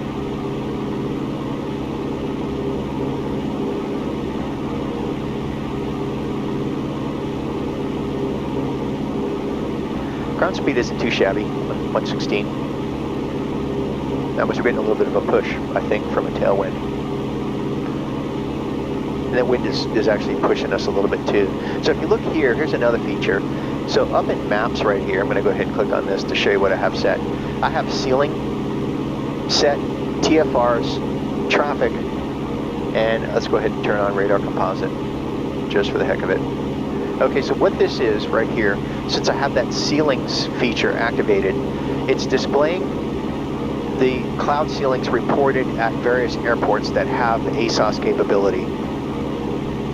And so I think the glide advisor rings in front of it, but I think it was a 5. It's coming out right now, and you'll see it. I think it was a 5. What that's telling us is, it gives us a quick visual reference of what the cloud ceilings are being reported at that airport. And if it's in red, it means it's IFR. If it's purple, it means it's low IFR.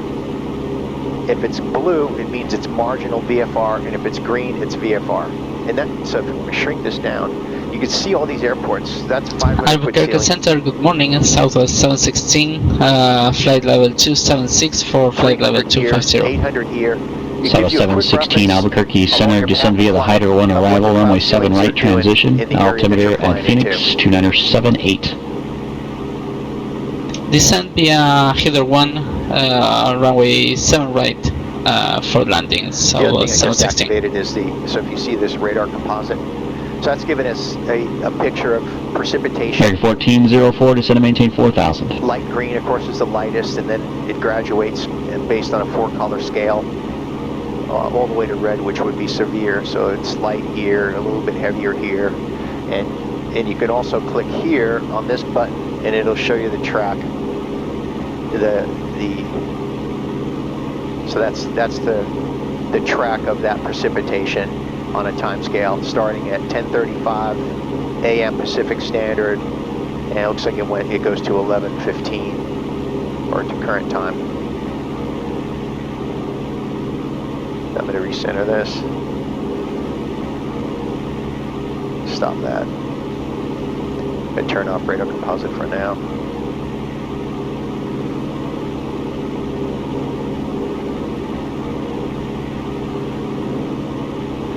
So we're just coming in now to the approach plate. As you can see, this little gear, if we wanted to make that approach plate go away, we would click that gear until it's a hide plate. Let's go ahead and click it just to show you. So you would click hide plate up here to get rid of it. You could also view the plate full screen if you wanted to. Not going to do that right now. Super helpful feature when you're flying IFR.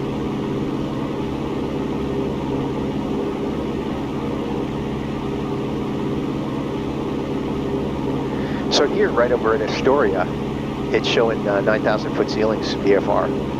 So there's a pretty low cloud layer laying over in this whole region here. You can see these are not 900, 800, 800, 500, 200, 3,200, and then over here you have marginal VFR in blue.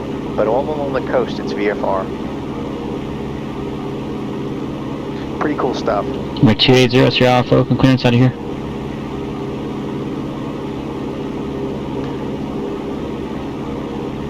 Meg 1404, turn left heading 170.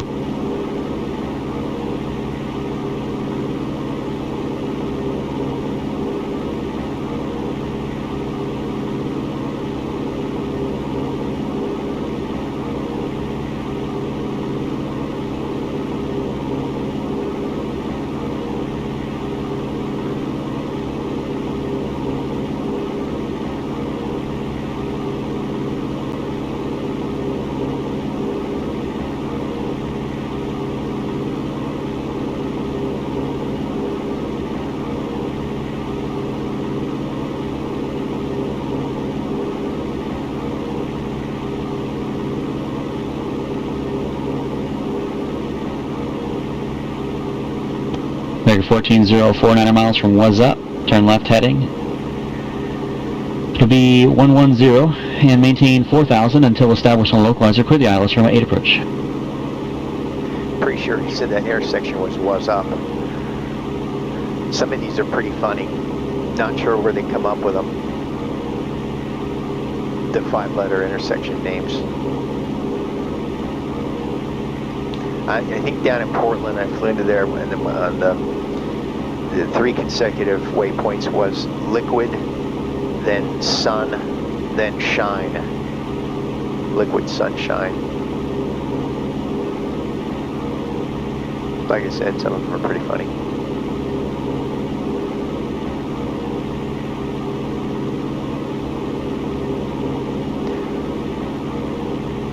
So there to our left is the airport Kelso, and it's reporting 700 foot ceilings IFR.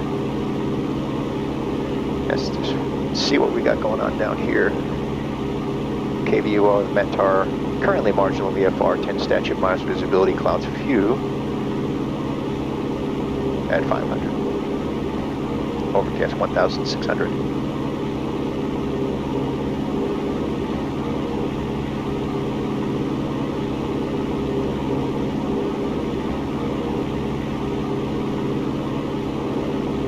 So again, anytime you want to recenter the airplane and orient your direction of flight to the map, click that upper right hand button.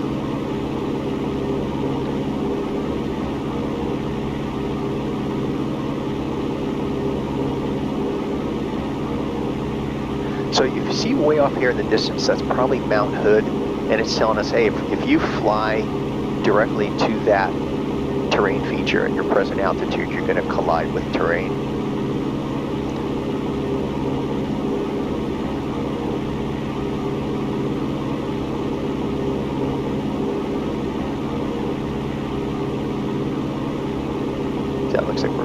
here. And then those are the clouds that we were seeing, these low ceilings that we're seeing here.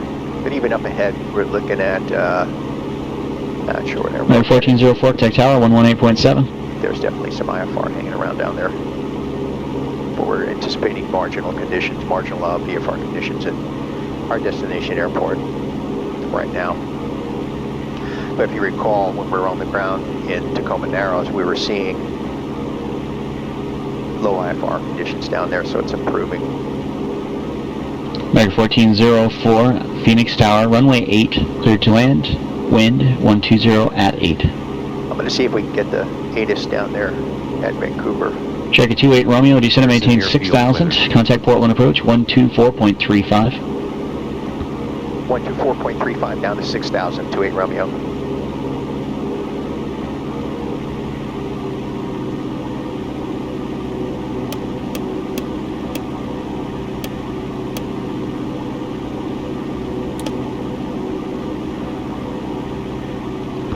Approach Cherokee 7428 Romeo, out of 7,000, descending 6,000. Or 7428 Romeo, Portland approach, altimeter is 29903. Let me know when you have the weather at Pearson, say request. 29903 for 28 Romeo, will advise when we have the weather.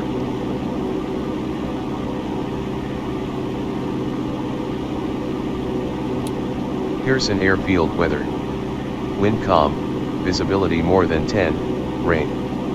Sky conditions 3,500 scattered, temperature 8, dew point -15. Altimeter 3002.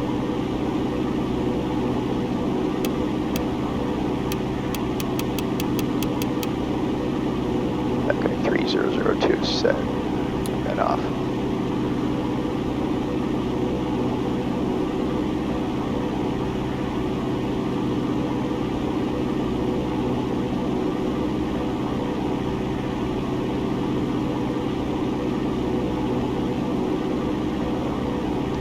Approach Cherokee 7428 Romeo has current weather, and we're requesting the LDA Alpha approach, Pearson. Or 7428 Romeo, Roger, thanks, and expect vectors LDA Alpha approach. Expect vectors for LDA Alpha, Cherokee 28 Romeo. FedEx 3171 Heavy, Amarillo clearance. Good afternoon, cleared to the Albuquerque Airport. Fly runway heading. Expect radar vectors Panhandle VOR, then as filed, climb and maintain 17,000, expect flight level 320 in 10 minutes.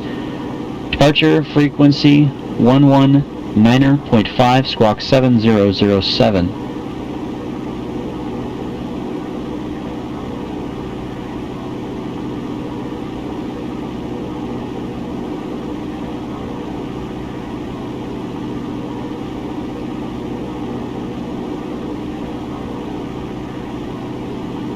FedEx 3171 Heavy, read back correct.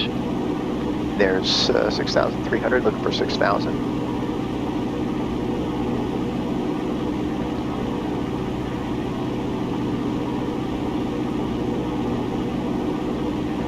Southwest 716, contact Phoenix approach 128.65.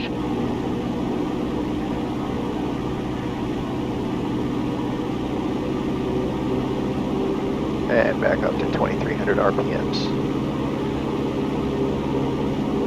Phoenix approach, good morning, sky high, southwest 716, flight level, 13,000 feet. Southwest 716, Phoenix approach, altimeter is 297.8, advise when you have the ATIS, expect ILS, runway 7 right approach. With information, Victor, 7 right approach for the ILS, southwest 716.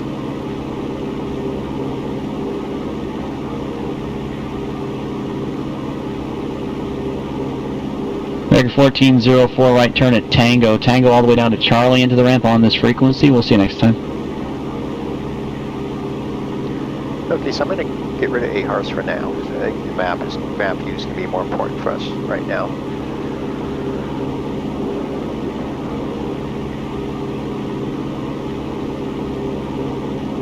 Okay, level at 6,000. And we're on course for Scappo. Probably going to be vectoring us soon to Buxom.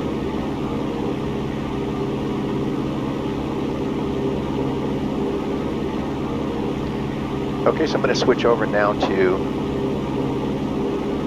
the localizer frequency, which if I recall correctly is 111.3. Show plate, LDA alpha.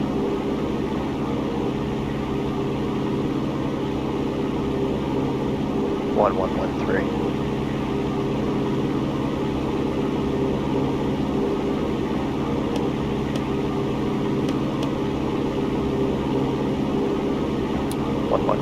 Set.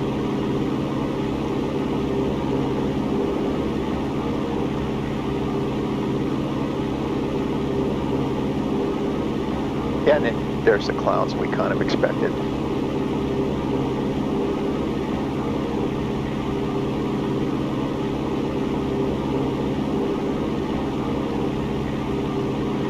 So again, if you look down here, since we don't have the AHARS display, I'm going to make that go away.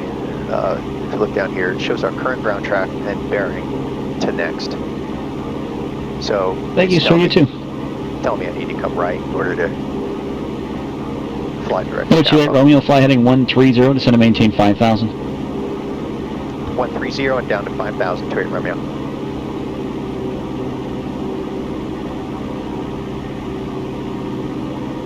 That's 367 Hotel Papa, Phoenix, clearance, clear to Albuquerque Airport, radar vectors Phoenix, then as filed. Climb and maintain 5,000, expect 11,000, 10 minutes after departure. Phoenix departure frequency 119.2, squawk 1523.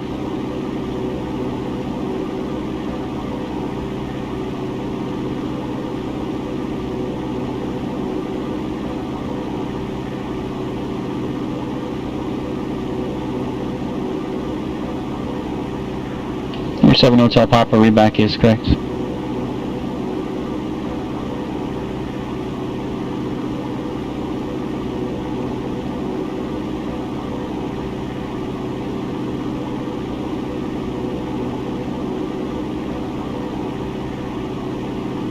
Destination ASOS is 135.125. Again, that's a really cool feature in Foreflight. It's telling you, hey, you're close to your destination airport, and you listen to ATIS, gives you the frequency, and then you have to tap the boundary to make it go away, or else it stays right there in your face. But we've already listened to it, we know winds are calm. We have the altimeter set for Pearson Field. And so we're planning a straight in runway 8. There's 5,400, looking for 5,000.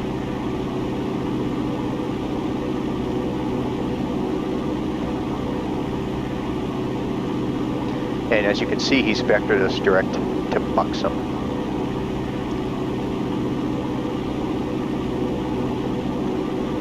But as he said earlier, he wouldn't be able to clear me. Southwest 716, contact Phoenix approach 120.4. Based on 120.4, 716. Based on my airplane's instruments, or at least the ones that I associated with the airplane. Phoenix approach, good morning, sky, Southwest 716, 8,500 feet. Southwest 716, Phoenix approach, afternoon, altimeter 297.8, clear to ILS, runway 7 right approach. What I mean by that Clear is, for the ILS, 7 right approach, 716. it does have RNAV capability here, but again, I didn't associate that capability with this airplane for filing purposes.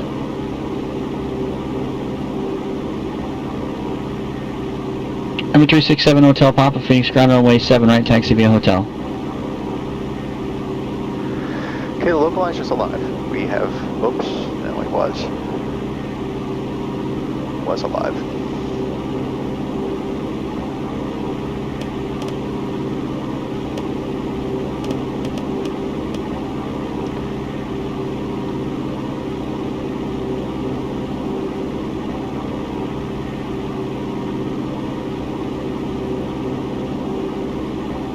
Now, for some reason, that localizer doesn't come alive.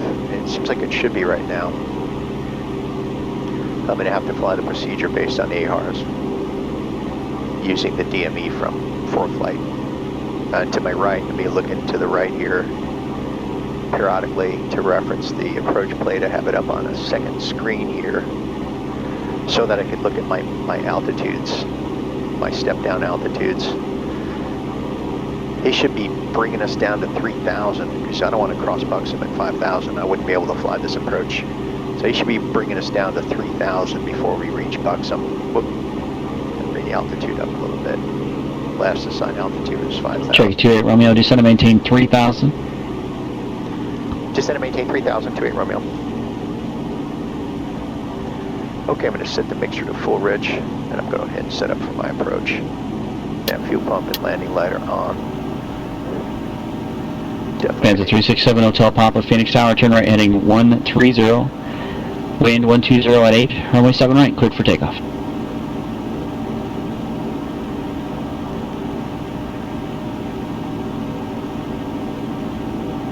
That localizer's still not alive. It seems like it should be by now.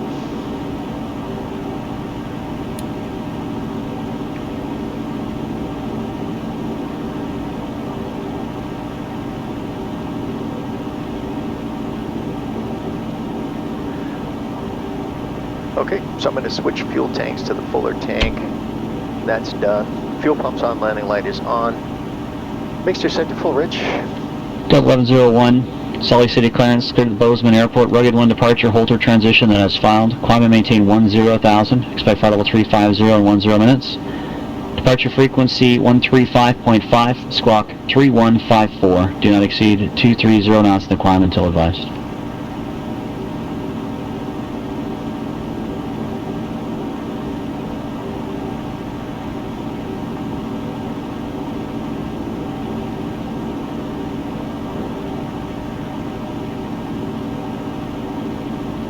Delta 1101, read back correct. 3,600. Cherokee 28 Romeo is 8 miles from trail, send to maintain 3,000 until established on the localizer, cleared the LDA Alpha approach into Pearson.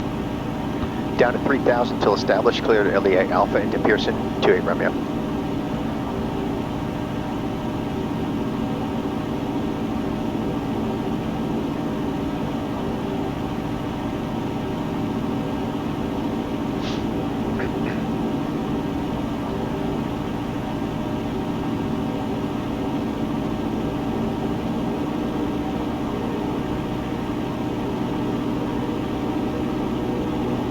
Number 7 Hotel Papa, contact departure. So I'm going to activate this leg. Phoenix departure, 367 Hotel Papa, heading 130, 1,800 to 5,000. Activate the next leg.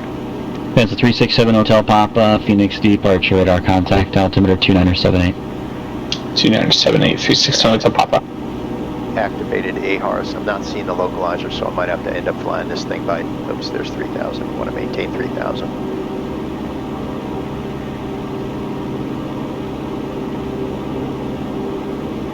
Okay, there we go.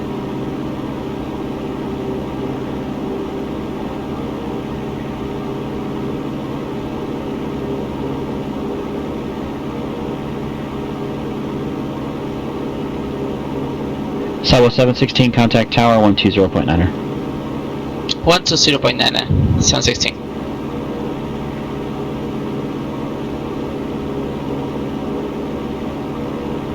Okay, so from Buxom, I'm going to descend down to 2,300. And we're coming up on Buxom now. Southwest 716, Phoenix Tower, only 7 right, clear to land, wind 120 at 8. There's 3,000.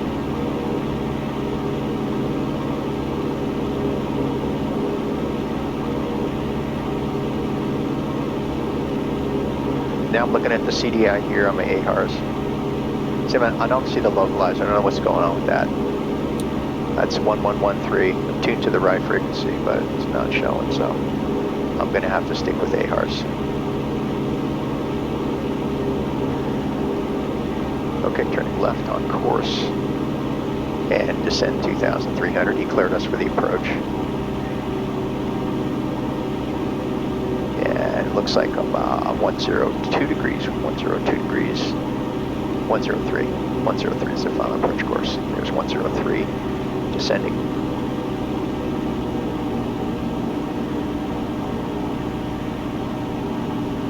come right. So we have 3 nautical miles to trail. We want to be at or above 2,300 by trail.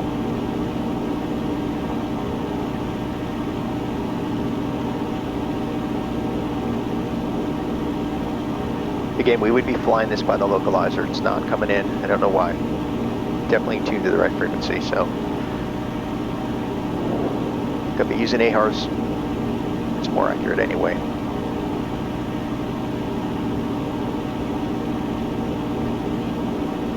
.2 to go. Looking for 2,300. Coming left a little bit. 28 Romeo, no traffic observed between you and Pearson Field. Poor cancellation of IFR in the air, missed approach this frequency. Well, you cancel on the ground within 5 minutes of landing on 122.2. Radar services terminated, frequency change approved. Frequency change approved for 28 Romeo. We'll cancel on the ground. Thanks for your help, 28 Romeo.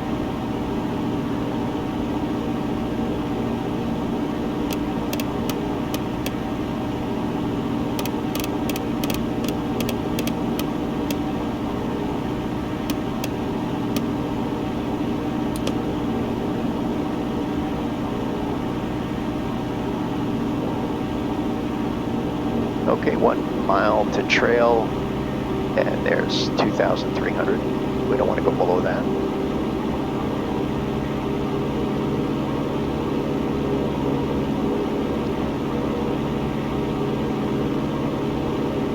Coming left.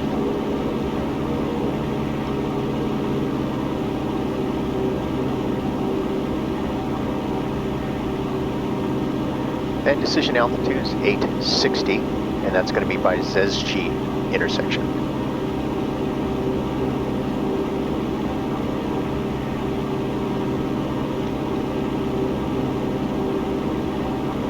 ZSG is 3.8. We're going to descend down to 860.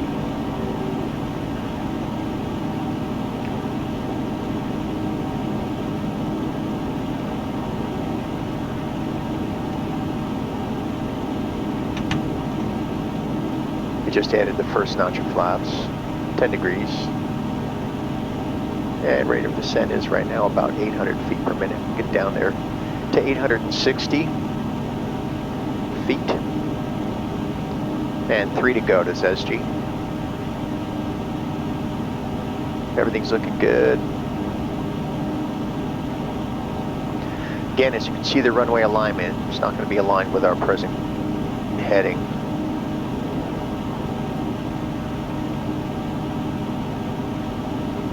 .6 to go. There's 2,000.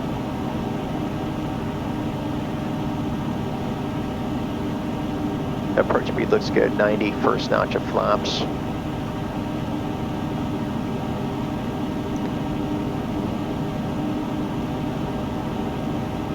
And I'm going to add the second notch of flaps.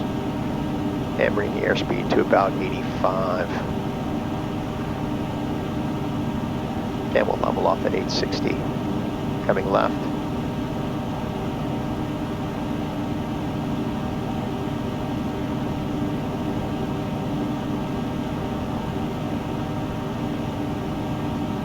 Looking for 860. There's 1,500. Rate of descent is about 700 feet per minute. 1.5 to go.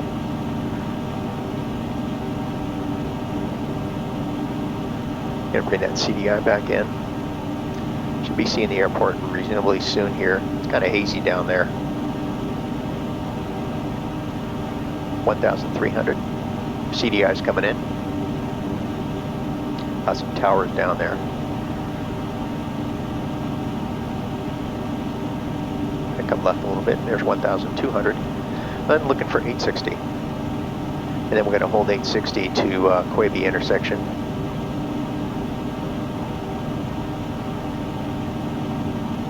And coming up on 1,000.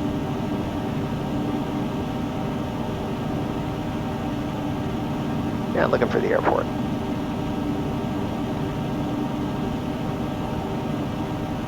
There's 900, gonna add some power. Trim. Gonna hold right there.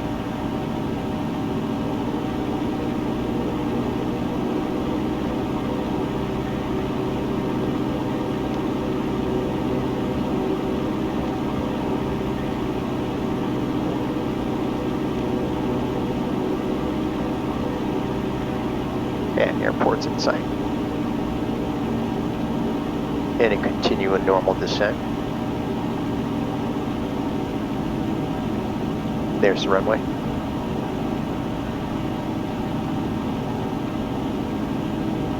All right, airspeed's looking good.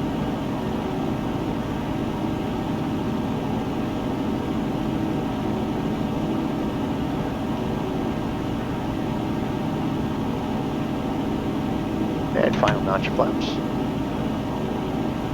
100. Looking for 80 on the airspeed.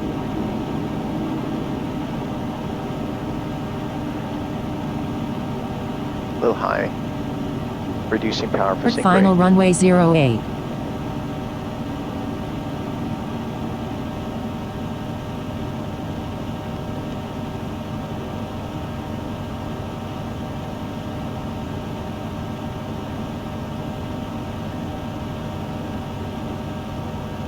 All right, everything's looking good.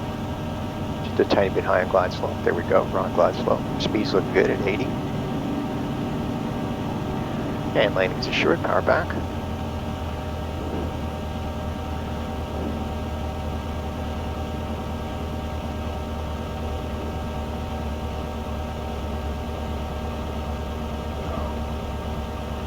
And on the ground.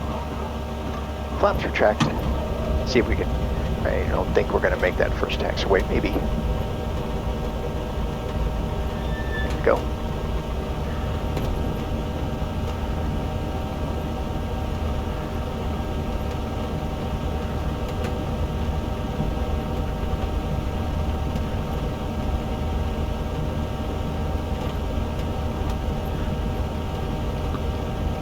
Pearson traffic, Turkey 743 Romeo's clear of the runway, Pearson.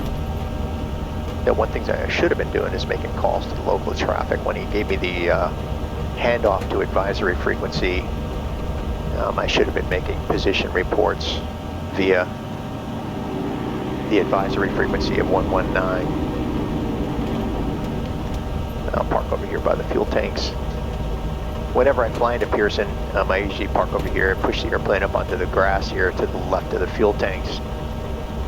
I'll park over there now. And we'll do a debrief and talk about our flight. Things that went well, things that could be improved for the next flight.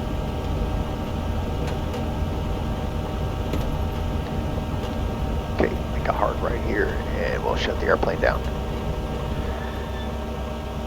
Okay. So I'll point out here, as you can see, even though we're on the ground, you know, normally this all is red, just telling you, hey, all of this terrain in front of you presents a hazard. So I'm going to make AHRS go away, and we'll take a look. Well, let's shut the airplane down. Okay, so we have avionics master off, and all switches off. So rotating beacon, landing light, nav lights, fuel pump, and strobe and master, and idle cutoff, and mags off. And parking brake set. All right, let's bring up Foreflight, talk about the flight. Okay, so there we are at aero maintenance. This is a pretty accurate rendering of the actual airport. The FBO would be kind of straight ahead of us, built into this hangar, but super accurate. All right, let's take a look at our overall flight. Okay, so again, this is a long video, but it's kind of a tutorial incorporated with the video because it shows you all the interactions with Foreflight and your iPad for, in this case, an instrument flight, but it applies equally to VFR flight. Okay, so there's our departure airport. And again, what you're seeing here is the narrows one departure, climb runway heading to 1,500, then climbing right turn 250. In this case, it was 2,000 because we were cleared to 2,000 in our initial clearance. And then he stepped us up, I want to say, to 4,000. I believe at some point in here, and then he stepped us up to our final cruise altitude of 7,000. And then here's our flight to, and again, some of this wonky stuff here is I'm kind of narrating and talking and not paying attention to the airplane. But in any case, we were flying the VOR radial direct to the OLM, VOR. And then from there outbound, we changed our radial, and I believe it was 180, if I recall correctly, going outbound. And then we switched to AHARS, kind of talked through some of the AHARS capability, and then we started flying the AHARS, which really, frankly, is far more accurate. And then at the ATC intersection, we switched over to the Newburgh VOR down here. You can't, there it is. That's the Newburgh VOR 117.4, and we started flying that radial. But again, we were relying primarily at that point on the AHARS. The interesting comments that the controller made was that he wouldn't normally be able to clear me on this flight based on the equipment that I reported on my airplane. I think in the future I'll report RNAV capability. In fact, I need to start using the RNAV for training purposes for my upcoming instrument proficiency check. So then, as you see from Peter intersection, he vectored us direct to Buxom. And Buxom, what that calls for is, let's go ahead and bring up the approach plate. So there's KVUO, and actually, let's leave this up just the way it is. Yeah, change my mind. I'm bringing up the plate. There's the LDA alpha. Okay. So from Buxom intersection right here, if you look at the profile view, it's 3,000. So he gave us a altitude assignment of 3,000. As soon as we hit Buxom, I don't know why, but the localizer wasn't coming in. I know I had the right frequency, and in fact, I put it in both standby and active and switched over. It just wasn't coming in. It came in briefly, and then it went away. In any case, we compensated for that by using our AHARS, and we began our descent from Buxom to at or above 2,300 to trail intersection. And this was defined with the reason we knew these intersections was because we put them in here. We have trails, SG, Quaby, and then our final destination airport in here so that we knew when we were reaching those different waypoints using Foreflight. So Foreflight proved invaluable on this procedure. So once we reached trail intersection, we were at 2,300, and then we descended to our decision altitude of 860 feet. And by the time we reached Zesji intersection, we had the runway in sight. We began a normal descent down to the airport. Straight in runway 8 based on weather, no winds, and it was the logical choice for us. So let's make that go away. So that's the profile view. Now, if we had to do a missed approach, we would climb runway heading to 900, then climbing left turn 4,200 direct battleground VOR, and await further instructions. And they would ask us to state our intentions, and we could reshoot this approach or go to our alternate, which in this case was Portland. Okay, so that's that. And this again was the LDA, which stands for Localizer Type Directional Aid. Alpha is the letter following the LDA, just indicates that it's a circling procedure. So in this case, we didn't have to circle based on wind direction, but if we did, it would be the same minimum of 860 feet right here. Dual VOR receivers, or DME, we would be able to descend to 700 with 1 mile visibility, or 740 with 1 mile visibility in a Category B airplane. But in this case, we don't have dual VOR receivers. So this calls for 860 feet with 1 1/4 mile visibility, or 900 HAL with 1 1/4 mile visibility. So that was the LDA procedure. So again, I'm going to be doing a bunch more IFR flight, and I'll record them. And if they're of any value to you, give them a look and give me any comments, suggestions, and that sort of thing as we move forward. Thanks for joining me, and I look forward to seeing you again next time.